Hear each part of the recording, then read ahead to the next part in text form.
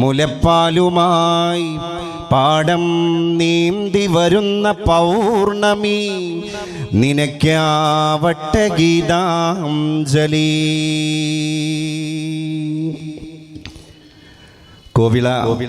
കോയിവിള അയ്യങ്കോ കോയിക്കൽ ശ്രീ ധർമ്മശാസ്ത്ര ക്ഷേത്രത്തിൻ്റെ 31ാമത് ശ്രീമദ് ഭാഗവത സപ്താഹയജ്ഞത്തിൻ്റെ ശ്രേഷ്ഠവും സുന്ദരവും അദ്വിതീയവും അനിർവചനീയവും അതുല്യവും മനോഹാരിയത തുളുമ്പി നിൽക്കുന്നതുമായ ഈ മഞ്ജുളമായ സദസ്സാണ് സാക്ഷി.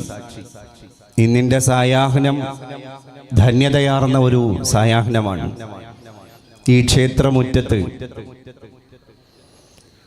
വിനീതനായി ഞാൻ വന്ന് സമാഗതനാകുമ്പോൾ എൻ്റെ മുമ്പിൽ ആസനസ്ഥരായവരും പാർശ്വഭാഗങ്ങളിൽ സമാഗതരായവരും ഒക്കെയായിരിക്കുന്ന എൻ്റെ പ്രിയ സഹോദരീ സഹോദരങ്ങളെ കാണുമ്പോൾ,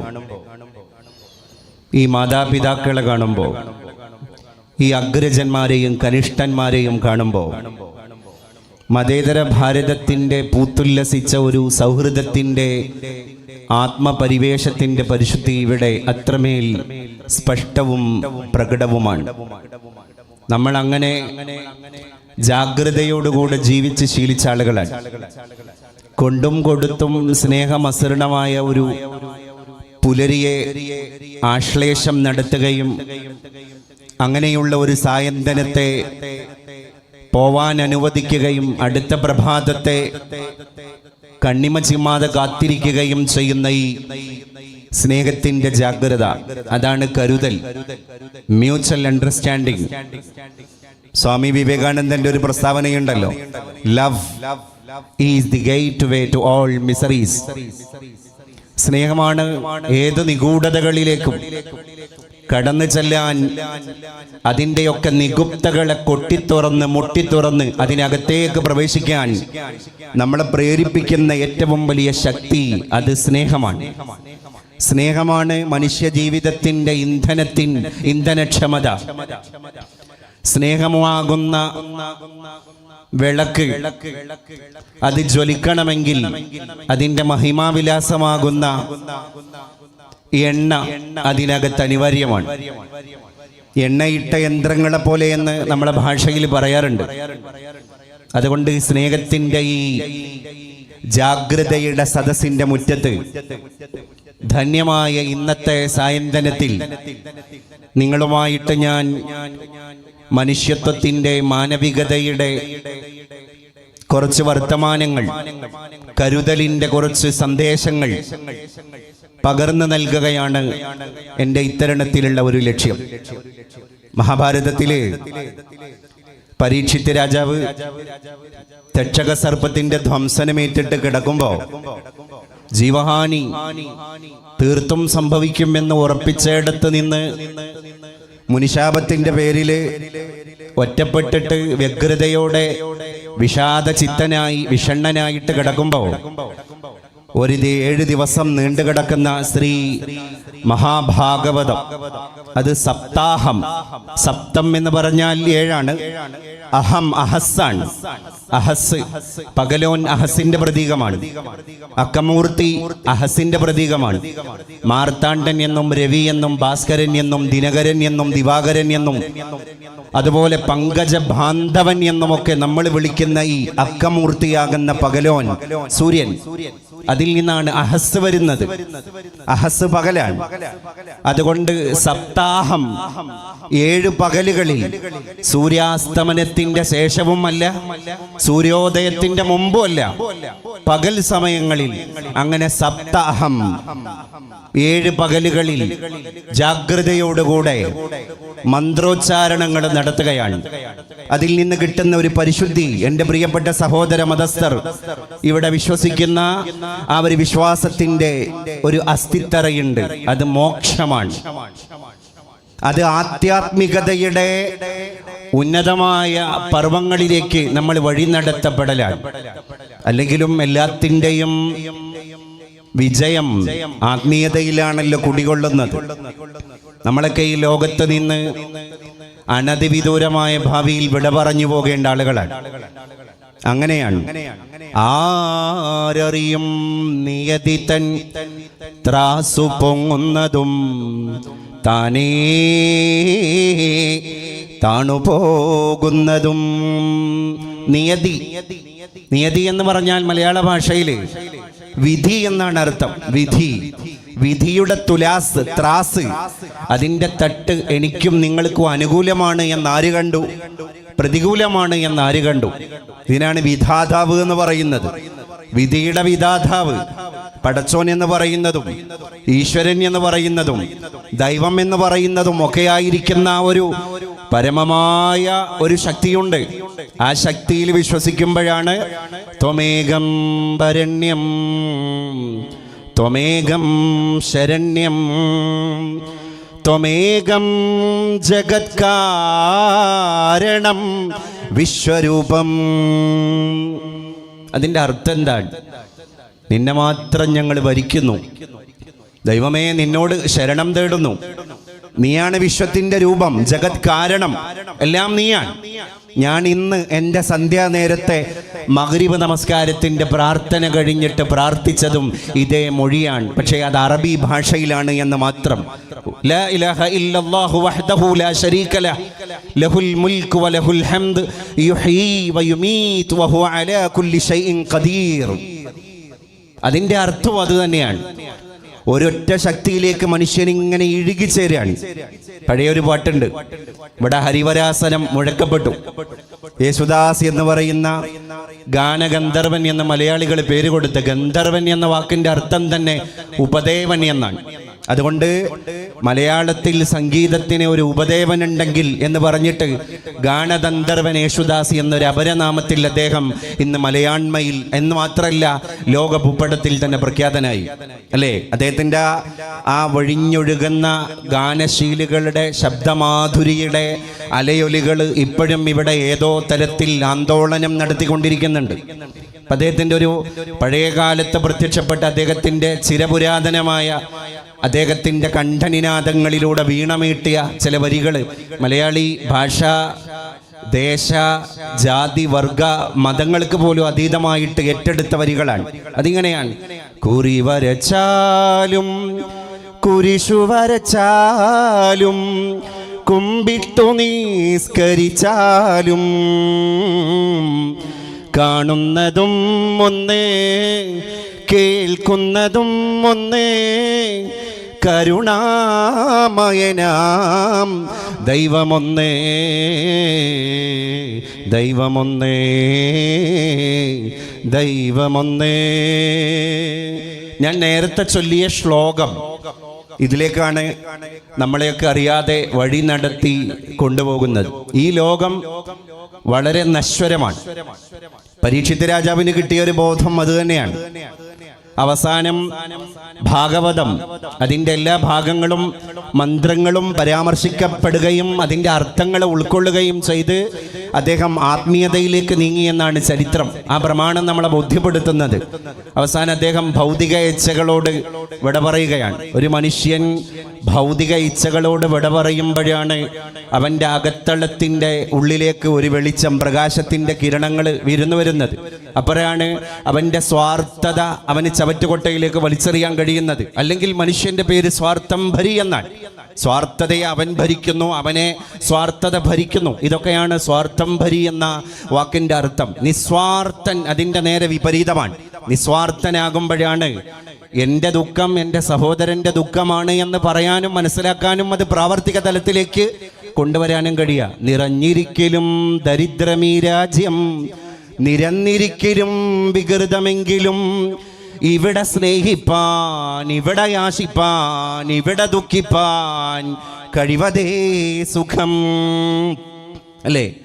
എല്ലാം കൊണ്ടും നിർഭരമായിരിക്കുന്ന ഈ രാജ്യത്തിൻ്റെ അകത്ത് സ്വന്തം സഹോദരൻ്റെ സ്നേഹത്തിൽ കുറച്ച് ആഹ്ലാദം കണ്ടെത്താൻ, ആഹ്ലാദത്തിൽ നമ്മളും കുറച്ച് ആഹ്ലാദിക്കാൻ, അവൻ്റെ ദുഃഖത്തിൽ നമ്മളും കുറച്ച് ദുഃഖിക്കാൻ, അവൻ എന്തെങ്കിലും സങ്കടങ്ങൾ വരുമ്പോൾ അത് നമ്മളെ കൂടി സങ്കടമാക്കി മാറ്റാനുള്ള വിശാലത പ്രാപിച്ച ഒരു മനസ്സിലേക്ക് നമ്മൾ എത്തിച്ചേരുമ്പോഴാണ് നമ്മളൊരു മനുഷ്യത്വത്തിൻ്റെ ഉടമയാകുന്നത്. 2 ആഴ്ച മുമ്പ് എല്ലാ ഭാഗങ്ങളിലും ദീപാവലി ആഘോഷിക്കുകയുണ്ടായി. ദീപാവലി എന്ന വാക്കിന്റെ അർത്ഥം ദീപങ്ങളുടെ ആവലിയാണ്. ദീപം, ഒരു ദീപം ഉണ്ടായാൽ പോരാ. ആവലി എന്ന് പറഞ്ഞാൽ എന്താണ്? നിഗരം, നിവഹം, സംഘാതം, സഞ്ചയം എന്നൊക്കെ നമ്മൾ പറയും. കൂട്ടത്തിന്, ജനങ്ങളുടെ കൂട്ടമാണ് ജനാവലി. ഒരു നാട്ടിലെ പൗരന്മാരുടെ കൂട്ടമാണ് പൗരാവലി. അങ്ങനെയെങ്കിൽ ഒരുപാട് കത്തിജ്വലിച്ച ദീപങ്ങളുടെ കൂട്ടമാണ് ദീപാവലി എന്ന് പറയുന്നത്. അത് ദീപങ്ങളുടെ കൂട്ടമാണ്. എന്താ ഈ ദീപങ്ങൾ മനുഷ്യന്റെ മുമ്പിൽ അർത്ഥമാക്കുന്നത്? ദീപം, ആ കത്തിച്ചു വെക്കുന്ന ദീപത്തിന്റെ ജ്വാല, അത് ഹൃദയത്തിന്റെ ജ്വാലയാകണം എന്നൊരർത്ഥമാണ് ഈ വെട്ടിത്തിളങ്ങിക്കൊണ്ടിരിക്കുന്ന ദീപത്തിന്റെ കൈത്തിരികളൊക്കെ നമ്മളെ ബോധ്യപ്പെടുത്തുന്നത്. അതുകൊണ്ട് അന്ന് ഉച്ചരിച്ചൊരു മന്ത്രമുണ്ട്. ഏതാണ്? തമസോമാ ജ്യോതിർഗമയ. തമസ് പോകട്ടെ, ജ്യോതിസ് വരട്ടെ. അപ്പൊ തമസിന്റെ ഉപാസകന്മാർക്കൊക്കെ പോവാം, ജ്യോതിസിന്റെ ഉപാസകന്മാർക്ക് വരാം. പ്രകാശത്തിന്റെ ബദ്ധവൈരികൾക്ക് പോവാം, ജ്യോതിസിന്റെ ബദ്ധവൈരികൾക്ക് വരാം. അങ്ങനെ ജ്യോതിസിനെ ക്ഷണിക്കുകയാണ്. നമ്മുടെ ഹൃദയത്തിൽ ഈ ഒരു ഉജ്ജ്വലമായ കൈത്തിരി നമ്മൾ കത്തിച്ചു വെച്ചു കഴിഞ്ഞാൽ, അതുകൊണ്ടാണ് ഡയോജനീസ് എന്ന് പറഞ്ഞു പോയത്. റോമാ സാമ്രാജ്യത്തിലൂടെ നടന്നു പോകുമ്പോൾ അദ്ദേഹം പറഞ്ഞൊരു വാക്കുണ്ടല്ലോ, ഞാൻ മനുഷ്യനെ തിരയാണ്. സൂര്യൻ കത്തിജ്വലിക്കുന്ന പട്ടാപകൽ മധ്യാഹ്ന നട്ടുച്ച നേരത്ത്, അല്ലേ നമ്മൾ പറയാറുണ്ട് നട്ടുച്ച നേരം. ആ നട്ടുച്ച നേരത്ത് സൂര്യൻ ഇങ്ങനെ തലക്ക് മുകളിൽ ഉജ്ജ്വലമായിട്ട് ജ്വലനം നടത്തുമ്പോഴാണ് ഡയോജനീസ് ഒരു വിളക്ക് കത്തിച്ചു വെച്ചത്. അപ്പൊ ആളുകൾ ഡയോജനീസിനെ വിഡ്ഢി എന്ന് വിളിച്ചപ്പോ ഡയോജനീസ് തിരിച്ചു പറഞ്ഞൊരു വാക്കുണ്ട്, ഞാൻ മനുഷ്യനെ തിരയാണ്. എന്തിനാ മനുഷ്യനെ തിരയാൻ ഈ സൂര്യൻ ഉജ്ജ്വലമായിട്ട് ജ്വലിക്കുമ്പോൾ ഒരു വിളക്ക് എന്ന് ചോദിച്ചപ്പോ പറഞ്ഞു, മനുഷ്യന്റെ ഹൃദയത്തിൽ ഇരുട്ട് മൂടിയിട്ടുണ്ട്. അതുകൊണ്ട് ഈ കത്തിച്ച കൈവിളക്കിന്റെ ഈ ദീപത്തിന്റെ ഈ ജ്വലനം അവന്റെ അന്ധത ബാധിച്ചു പോയ ഹൃദയത്തിലേക്ക്, അന്ധകാരം മൂടിപ്പുകഞ്ഞുപോയ അവന്റെ അന്തരാളത്തിലേക്കൊന്ന് കൊളുത്തി കൊടുക്കാനാണ് ഞാൻ ഈ പട്ടാപകൽ നേരത്ത് വിളക്ക് കത്തിച്ചത് എന്ന് മറുപടി പറഞ്ഞു പോയ ഡയോജനീസ്, അല്ലേ? അപ്പം എന്താണ് തമസ്, എന്താണ് ജ്യോതിസ്? അതൊക്കെ മനസ്സിലേക്ക് ഇങ്ങനെ വിരുന്നു വരുമ്പോ എല്ലാവരെയും കാണാനും ഉൾക്കൊള്ളാനും തുറന്ന് ചിരിക്കാനും എത്ര മനോഹരമായിട്ട് ജീവിക്കുവാനും നമുക്കൊക്കെ സാധ്യമാകും എന്നർത്ഥം. അതുകൊണ്ട് പാർശ്വവൽക്കരിക്കപ്പെട്ടവരെ ഏറ്റെടുക്കാനുള്ളൊരു ദൗത്യം കൂടിയാണ് ഞാൻ ഏറ്റവും കൂടുതൽ പുളകിതനാക്കുന്നത്. ഈ 7 ദിവസത്തിന്റെ ഇടയിൽ ഓരോ ദിവസവും 5000-6000 ആളുകൾ ജാതിമത ഭേദമന്യേ ഇവിടുന്ന് ഭക്ഷണം കഴിച്ചു പോവാൻ. ഈ ഭക്ഷണം കഴിക്കുക എന്നുള്ളത്, അല്ലേ, ഒരു ചാൺ വയറ്, അരച്ചാൺ വയറ്. ഈ ഭക്ഷണം എന്നുള്ളത് ചെറിയൊരു കാര്യമല്ല. ഒരാൾക്ക് വസ്ത്രം കൊടുത്തു കഴിഞ്ഞാൽ വേണ്ടാന്ന് പറയോ? ഒരാൾക്ക് പണം കൊടുത്തു കഴിഞ്ഞാൽ വേണ്ടാന്ന് പറയോ? ഇല്ല. 10 രൂപ കിട്ടുന്നോന് അത് എങ്ങനെങ്കിലും 100 രൂപയാക്കണം എന്ന് പ്രാർത്ഥിക്കും, അതിനുവേണ്ടി പ്രവർത്തിക്കും. 100 രൂപ കിട്ടിക്കഴിഞ്ഞാൽ അത് എങ്ങനെങ്കിലും സഹസ്രമാകണമെന്ന് പ്രാർത്ഥിക്കും, അതിനുവേണ്ടി പ്രവർത്തിക്കും. അതിന് ഏത് ഊടുവഴികളിലൂടെയും അവൻ സഞ്ചരിക്കും, അല്ലേ? അതുകൊണ്ട് ആ പൂന്താനം നമ്പൂതിരിപ്പാട് പണ്ട് പാടിപ്പോയത്, ദശം കിട്ടുകിൽ അത് ശതമാകണമെന്നും ശതമായി കഴിഞ്ഞാൽ അത് സഹസ്രമാകണമെന്നും താല്പര്യപ്പെടുന്ന മനുഷ്യൻ. അപ്പൊ എന്താണ് അർത്ഥം? അർത്ഥം എന്ന വാക്കിന് ഒരുപാട് അർത്ഥങ്ങളുണ്ട്. അർത്ഥം എന്ന ഒരു വാക്കിന്റെ ഒരർത്ഥം സമ്പത്ത്, സ്വത്ത് എന്നാണ്. മലയാളത്തിൽ ഒരു ചൊല്ലില്ലേ, അല്പന് അർത്ഥം കിട്ടിയാൽ അർദ്ധരാത്രിയിലും കുട പിടിക്കും എന്ന് പറഞ്ഞാല് സാമ്പത്തികമായിട്ട് ശേഷി ഇല്ലാത്തവന് പെട്ടെന്ന് ഒരാൾ കൊണ്ടുപോയിട്ട് അത്യാവശ്യം സാമ്പത്തിക ശേഷി ഉണ്ടാകാനുള്ള സാധ്യതകൾക്കുള്ള വകുപ്പൊക്കെ ഉണ്ടാക്കി കൊടുത്താൽ അവൻ അർദ്ധരാത്രിയിലും കുട പിടിക്കും, അല്ലേ? അപ്പൊ അർത്ഥം, അതുകൊണ്ടാണ് നമ്പൂതിരിപ്പാട് നമ്മളോട് പറഞ്ഞത്, അർത്ഥം എത്ര വളരെയുണ്ടായാലും അർത്ഥത്തെ കൊതിക്കുന്ന ഇതെത്ര പേർ. അർത്ഥം അത് ലോകത്ത് ഇന്ന് അനർത്ഥമായി കൊണ്ടിരിക്കുന്ന ഒരു കാലഘട്ടമാണ്. അർത്ഥത്തിന്റെ പേരിലാണ്, സ്വത്തിന്റെ പേരിലാണ് ഈ തർക്ക വിതർക്കങ്ങൾ മുഴുവൻ ഇവിടെ രൂപപ്പെടുന്നത്. അത് മുഴുവൻ മുള പൊട്ടുന്നതും സ്വത്തിന്റെ പേരിലാണ്. അപ്പൊ മനുഷ്യൻ അങ്ങനെ താർക്കികനായി പോവാൻ അവിടെയാണ്. അപ്പം പൈസ കിട്ടിയാലും മനുഷ്യന് മതിയാകില്ല, അതുപോലെ തന്നെ വസ്ത്രം കിട്ടിയാലും മതിയാകില്ല. ഭൗതിക ജീവിതത്തിന്റെ ഉപാധികൾക്ക് ആവശ്യമായ മറ്റ് ഏത് സാമഗ്രികൾ കൊടുത്താലും എനിക്ക് മതി എന്ന് മനുഷ്യൻ പറയില്ല. ആകെ നമ്മൾ വെച്ചു നീട്ടി കൊടുത്തിട്ട് മതി എന്ന് പറഞ്ഞ ഒരു വസ്തു ഈ പ്രപഞ്ചാണ്ട കടാകത്തിലുണ്ടെങ്കിൽ അത് നമ്മുടെ ആമാശയത്തെ നിറക്കാനുള്ള അരച്ചാൻ വയറിന്റെ അന്നമാണ്. അന്നം അത് എത്ര സുഭിക്ഷമാണെങ്കിലും, അത് എത്ര ഡെലീഷ്യസ് ആണെങ്കിലും, നമ്മളെ വയറ് നിറഞ്ഞു കഴിഞ്ഞാൽ നമ്മൾ പിന്നെ 2 കൈയും കാണിച്ചിട്ട് ആതിഥ്യ മര്യാദയോടുകൂടെ നമ്മളെ സൽക്കരിക്കുന്ന ദാതാവിനോട് സ്വീകർത്താവായ നമ്മൾ പറയാണ്, മതി, എനിക്കിനി തരല്ലേ, എന്നെ ഇനി ബുദ്ധിമുട്ടാക്കല്ലേ, എനിക്കിനി കഴിക്കാൻ കഴിയില്ല, ഞാൻ ക്ഷീണിതനാണ് എന്ന് മനുഷ്യൻ പറയാൻ, അല്ലേ? അപ്പൊ ഇവിടെ അന്നം കൊടുക്കാൻ, അന്നം കൊടുപ്പിൻ പശിക്കേതിരാദ്യത്തെ അംഗം കുറിച്ചൊരവശ സംരക്ഷക. അന്നം കൊടുക്കുക, വിരുന്നൂട്ടുക, ഇത് ലോകത്തെ ഏറ്റവും വലിയൊരു ഹോസ്പിറ്റാലിറ്റിയാണ്, ആതിഥ്യ മര്യാദയാണ്. ഇത്രയും ആളുകൾക്ക്, ആയിരക്കണക്കിന് ആളുകൾക്ക് ഭക്ഷണം കൊടുക്കുന്നതിൻ്റെ പിന്നിൽ ഒരുപാട് സാധാരണക്കാരുടെ കരങ്ങളുണ്ട്. അത് അക്ഷീണം അവിടെ പ്രയത്നിക്കുന്നുണ്ട്. എല്ലാവരും കൂടെ പരന്നൊഴുകുന്ന ഒരു പാരാവാരമായി മാറുകയാണ്. സ്നേഹത്തിൻ്റെ ഒരു സാഗരം പോലെ, കാരുണ്യത്തിൻ്റെ ഒരു കടലല പോലെ, കരുതലിൻ്റെ ഒരു ആഴി പോലെ നമ്മളിങ്ങനെ ലോകത്ത് ഉത്ഥാനം തീർത്തുകൊണ്ടിരിക്കുകയാണ്. ഇതിൽ ഒരു സുഖമുണ്ട്. ഇങ്ങനെ കരുതലും കാണലും ഒക്കെ അറിഞ്ഞിട്ട് കണ്ടറിവോടുകൂടെ മനുഷ്യൻ ജീവിച്ചു പോകുന്നതിൽ ഒരു മനസ്സുഖമുണ്ട്. അതിവിടെ മാത്രമല്ല. അതാണ് ഞാൻ പറഞ്ഞത്, ആധ്യാത്മികതയുടെ മോക്ഷം അകത്തേക്ക് കയറി ചെല്ലണം. അപ്പൊ പിന്നെ വീറുണ്ടാകൂല, അപ്പൊ പിന്നെ അഹന്തയുണ്ടാകില്ല, അപ്പൊ പിന്നെ സ്വാർത്ഥതയുണ്ടാകില്ല, അപ്പൊ പിന്നെ ഞാൻ എന്നൊരു അഭിനിവേശം ഉണ്ടാകില്ല. എല്ലാവരും നമ്മൾ എന്ന ഒരു കാന്തിയുടെ പദം മാത്രമല്ല, ആ ഒരു കാന്തിയുടെ ജീവിത ദർശനം കൂടി അവന് കൊണ്ടുപോകാൻ കഴിയും. അതുകൊണ്ടാണ് മലയാളത്തിൽ ഒരു വാക്ക് ചൊല്ലു പറഞ്ഞത്, നമിക്കിലുയരാം, നടുകിൽ തിന്നാം, നൽകുകിൽ നേടിയിടാം. അല്ലേ? നമിക്കിലുയരാം, നടുകിൽ തിന്നാം, നൽകുകിൽ നേടിയിടാം. നമുക്കു നാമേ പണിവതു നാഗം നരകവും അതുപോലെ. നമുക്കുള്ള സ്വർഗം പണിയുന്നതും നാഗം. സ്വർഗം നാഗമല്ല, നാഗം എന്ന് പറഞ്ഞാൽ പാമ്പാണ്. നേരത്തെ പറഞ്ഞു ഇവിടെ പരീക്ഷിത്ത് രാജാവിന് ധ്വംസനമേറ്റത് അത് നാഗമാണ്. അത് ഗാണ്, മൃദുഗാണ്, അഥവാ നാഭി കൊണ്ട് ഗമിക്കുന്നത്. അങ്ങനെയാണ് സർപ്പത്തിന് നാഗം എന്നൊരു വാക്കുണ്ടായത്. സർപ്പത്തിന് പന്നകം എന്നൊരു വാക്കുണ്ട് മലയാളത്തിൽ. എന്തുകൊണ്ട്? പള്ള കൊണ്ട് ഗമിക്കുന്നതാണത്. ഇത് നാക്കമാണ്. നാക്കം. നാക്കം എന്ന് പറഞ്ഞാൽ സ്വർഗമാണ്. അപ്പൊ നമുക്ക് സ്വർഗം ഉണ്ടാക്കുന്നതും നമുക്ക് നരകം പണിയുന്നതും നമ്മുടെ കർമ്മമാണ്, വേറൊന്നുമല്ല. അപ്പൊ ഇവിടെ ഒരു ലോജിക് പ്രവർത്തിക്കുന്നില്ല. There is no any logic in total universe. Only magic of miracle of God. അല്ലേ? ഇവിടെ എന്തോ ഒരു ദൈവികമായിരിക്കുന്ന മെസ്മറിസം പ്രവർത്തിക്കുന്നുണ്ട്. ലോജിക്കല്ല, യുക്തിസഹമല്ല. അതുകൊണ്ടാണ് യുക്തിവാദങ്ങളൊക്കെ ലോകത്ത് മുളപൊട്ടുന്നത്. യുക്തിവാദികൾ പറയുന്ന എന്താണ്? ഇതങ്ങനെ തന്നെ ഉണ്ടായി, അത് അങ്ങനെ ഒരു ശക്തിയൊന്നും ഇവിടെ ഇല്ല. അങ്ങനെയുള്ളവർക്ക് പിന്നെ ലോകത്ത് ആരെയും പേടിക്കണ്ട. ഒരു നിയമപാലകന്റെ അല്ലെങ്കിൽ യൂണിഫോം ഇട്ട ഒരു പോലീസുകാരൻ സാന്നിധ്യത്തിലുണ്ടെങ്കിൽ അവനെ പേടിച്ച് മാത്രം ജീവിക്കാം. അവരുടെ കൂടി അഭാവത്തിലാണെങ്കിലോ എന്തും ചെയ്യാം. അപ്പൊ പിന്നെ നായകനില്ല പട നായപ്പട, അല്ലേ?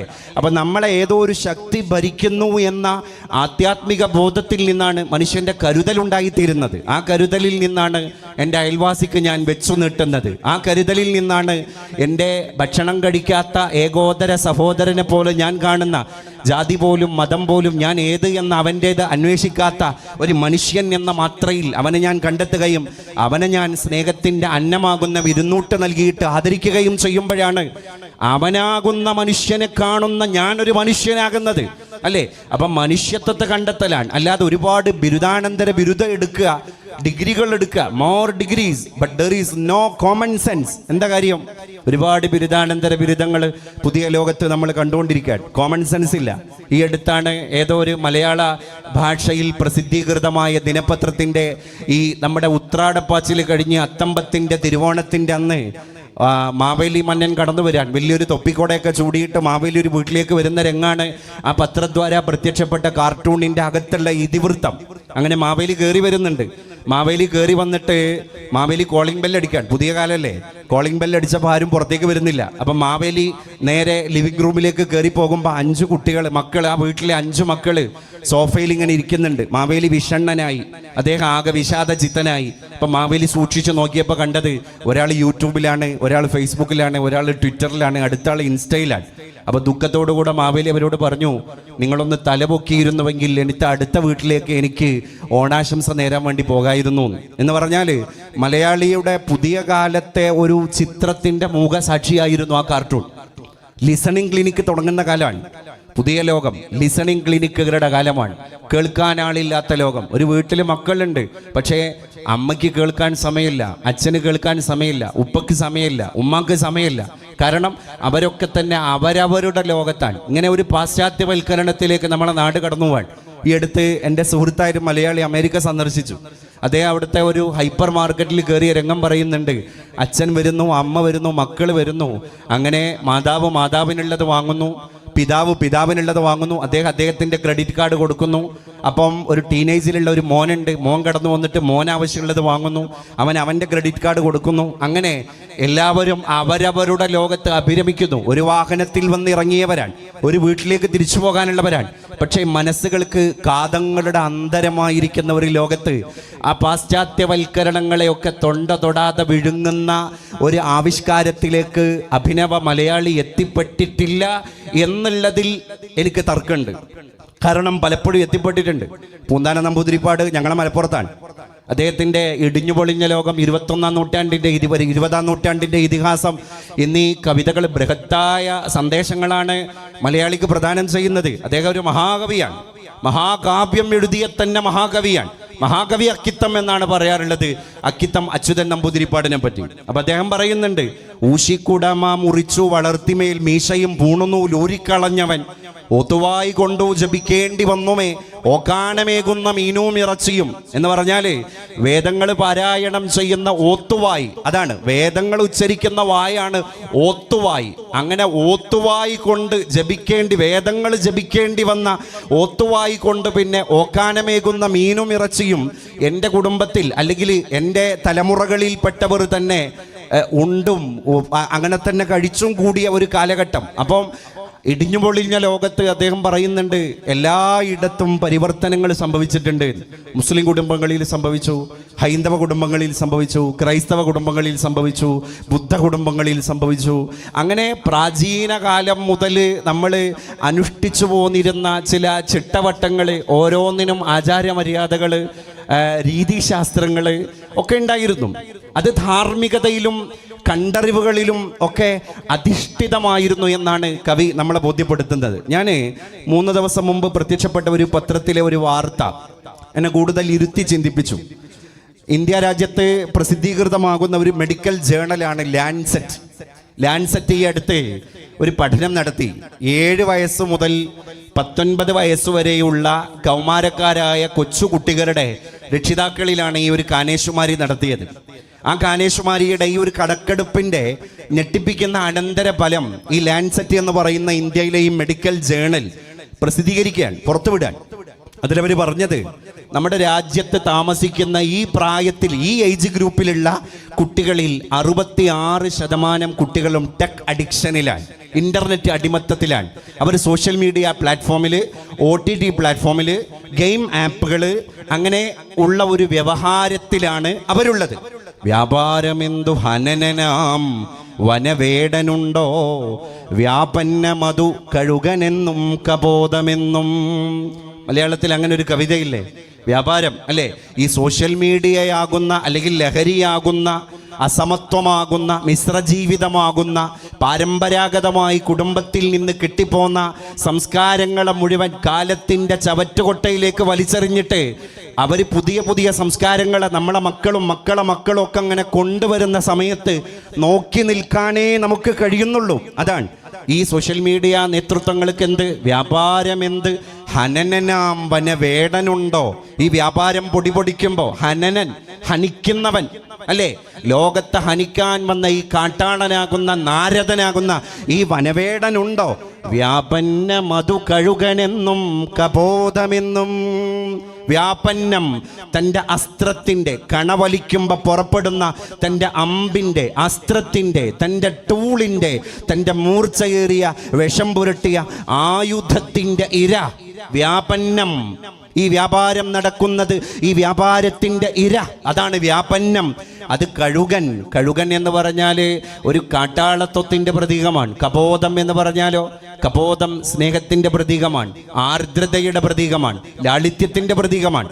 അതുകൊണ്ടാണ് UNO പോലെയുള്ള വലിയ വലിയ ഐക്യരാഷ്ട്ര സംഘടനകൾ പോലെയുള്ള വലിയ വലിയ സംഘടനകളൊക്കെ തന്നെ ചില ചടങ്ങുകളെ ഉദ്ഘടിച്ച് ആനയിക്കുമ്പോൾ വെള്ളരിപ്രാവിനെ പറത്തിയിട്ട് തുടക്കം കുറിക്കുന്നത്. വെള്ളരിപ്രാവ് അത് തൻ്റെ കൊക്കിൽ കൊത്തിയെടുത്ത ഒരു ഒലീവ് ചില്ലയുണ്ട്. ഒലീവ്, UNOയുടെ പ്രസംഗ പീഠത്തിൻ്റെ പാർശ്വഭാഗത്ത് കൊത്തിവെച്ചത് 2 ഒലീവ് ചില്ലകളാണ്. ഒലീവ് സമാധാനത്തിൻ്റെ ഒരു പ്രതീകമാണ്, പ്രാവ് അത് സമാധാനത്തിൻ്റെ മറ്റൊരു പ്രതീകമാണ്. ഉറുദു ഭാഷയിലും ഹിന്ദി ഭാഷയിലും കബൂത്തർ എന്ന് പറയുന്ന, നമ്മളെ മലയാള ഭാഷയിൽ ആണിനും പെണ്ണിനും വ്യത്യസ്ത പേരുകളുള്ള കബോധം, കബോധി, ആൺപ്രാവ് കബോധം, പെൺപ്രാവ് കബോധി എന്ന് നമ്മൾ പറയുന്ന കബോധം അല്ലേ, പ്രാവ്. അപ്പം പ്രാവാവട്ടെ അതുപോലെ തന്നെ കഴുകനാകട്ടെ, ആരായാലും കുഴപ്പമില്ല, സോഷ്യൽ മീഡിയയുടെ ഇര ആരായാലും കുഴപ്പമില്ല. അങ്ങനെ ഒരു വാണിജ്യം അരങ്ങ് തകർന്നുകൊണ്ടിരിക്കുന്ന കുതൂഹലങ്ങളുടെ, കലഹങ്ങളുടെ, കോലാഹലങ്ങളുടെ, വിഹ്വലതകളുടെ ലോകത്താണ് എൻ്റെ പ്രിയപ്പെട്ട അച്ഛനമ്മമാരെ, എൻ്റെ പ്രിയപ്പെട്ട സഹോദരി സഹോദരങ്ങളെ നമ്മളൊക്കെ ജീവിച്ചുകൊണ്ടിരിക്കുന്നത്. അതുകൊണ്ട് വയസ്സായ ആളുകളെ നോക്കാൻ ആളില്ല. അവരോട് ആർദ്രമായൊരു വർത്തമാനം പറയാൻ ആർക്കൊന്നും കഴിയുന്നില്ല. 74 വയസ്സായ നമ്മുടെ അച്ചമ്മയോട്, അമ്മച്ചിയോട്, വലിയമ്മച്ചിയോട് നമ്മൾ പറയാണ്, വലിയമ്മച്ചി ഇങ്ങനെയൊന്നും ഇപ്പൊ പറയാൻ പറ്റൂല, ഇപ്പോഴത്തെ കാലത്തൊന്നും ഇങ്ങനെ പറയാറില്ല. നിങ്ങൾ ഈ ആള് കൂടുന്നിടത്ത്, ജനങ്ങൾ കൂടുന്നിടത്ത്, വീട്ടിൽ അതിഥികൾ വരുന്നിടത്ത് ഇങ്ങനെ പരിസരവും അതുപോലെ തന്നെ സാഹചര്യവും ഒന്നും പരിഗണിക്കാതെ എന്തെങ്കിലുമൊക്കെ വിളിച്ചു പറഞ്ഞാൽ അത് പുതിയ തലമുറക്ക് ദഹിക്കില്ല എന്ന് ആരാ പറയുന്നത്? പൗത്രൻ അല്ലെങ്കിൽ പൗത്രി അല്ലേ? പേരക്കുട്ടി പോയിട്ട് വല്യമ്മച്ചിയുടെ അടുത്ത് പറയാൻ. അപ്പൊ ആ വല്യമ്മച്ചി എന്ത് ചെയ്യണം? 74 കൊല്ലം താൻ കണ്ടത്, അനുഭവിച്ചത്, പഠിച്ചത്, ശീലിച്ചത്, ചെയ്തത് ഒരൊറ്റ പേരക്കുട്ടിയാകുന്ന സോഷ്യൽ മീഡിയ അഡിക്ഷന്റെ പ്രതീകമാകുന്ന ആ ഒരൊറ്റ പേരക്കിടാവിന്റെ ഡയലോഗിലൂടെ തൂത്തെറിയണം, തകർത്ത് തരിപ്പണാക്കണം. എങ്ങനെ ഉൾക്കൊള്ളാൻ കഴിയും? അപ്പൊ അത് ഡെമോളിഷ് ആവാൻ. പാവപ്പെട്ടിരിക്കുന്ന വാർദ്ധക്യത്തിന്റെ അസ്തമാന സൂര്യനെ മുന്നിൽ കണ്ടുകൊണ്ടിരിക്കുന്ന ഈ പിതാമഹനും പിതാമഹതിയും മാതൃമഹനും ഒക്കെ തന്നെ ഇങ്ങനെ വിഷണ്ണരായിട്ട് ഒരു തരം വിഷാദ രോഗത്തിലേക്ക് കടന്നു പോകാൻ. അവർ നോക്ക് നിങ്ങൾ, അവർക്ക് ഒറ്റയ്ക്ക് ഇരിക്കുമ്പോൾ എന്താ അവർക്ക് കൂട്ടിനുള്ളത്?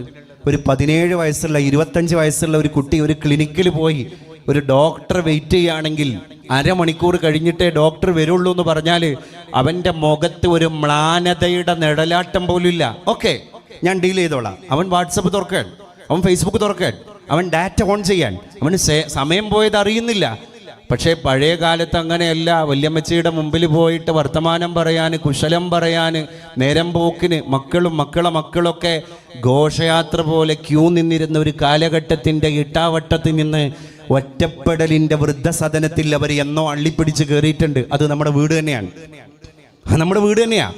നമ്മളവരെ കയറില്ലാതെ കെട്ടിയിട്ടിരിക്കുകയാണ്. ഞാൻ ചോദിക്കട്ടെ, നമുക്ക് അടച്ചിട്ട റൂമിൽ എത്ര നേരം ഇരിക്കാൻ കഴിയും? പക്ഷേ ആ റൂമിനെ അടച്ചത് പുറത്തു നിന്ന് ഒരാളാണെങ്കിൽ ഒരു നിമിഷം പോലും ആ റൂമിൽ നമുക്ക് ഇരിക്കാൻ കഴിയില്ല.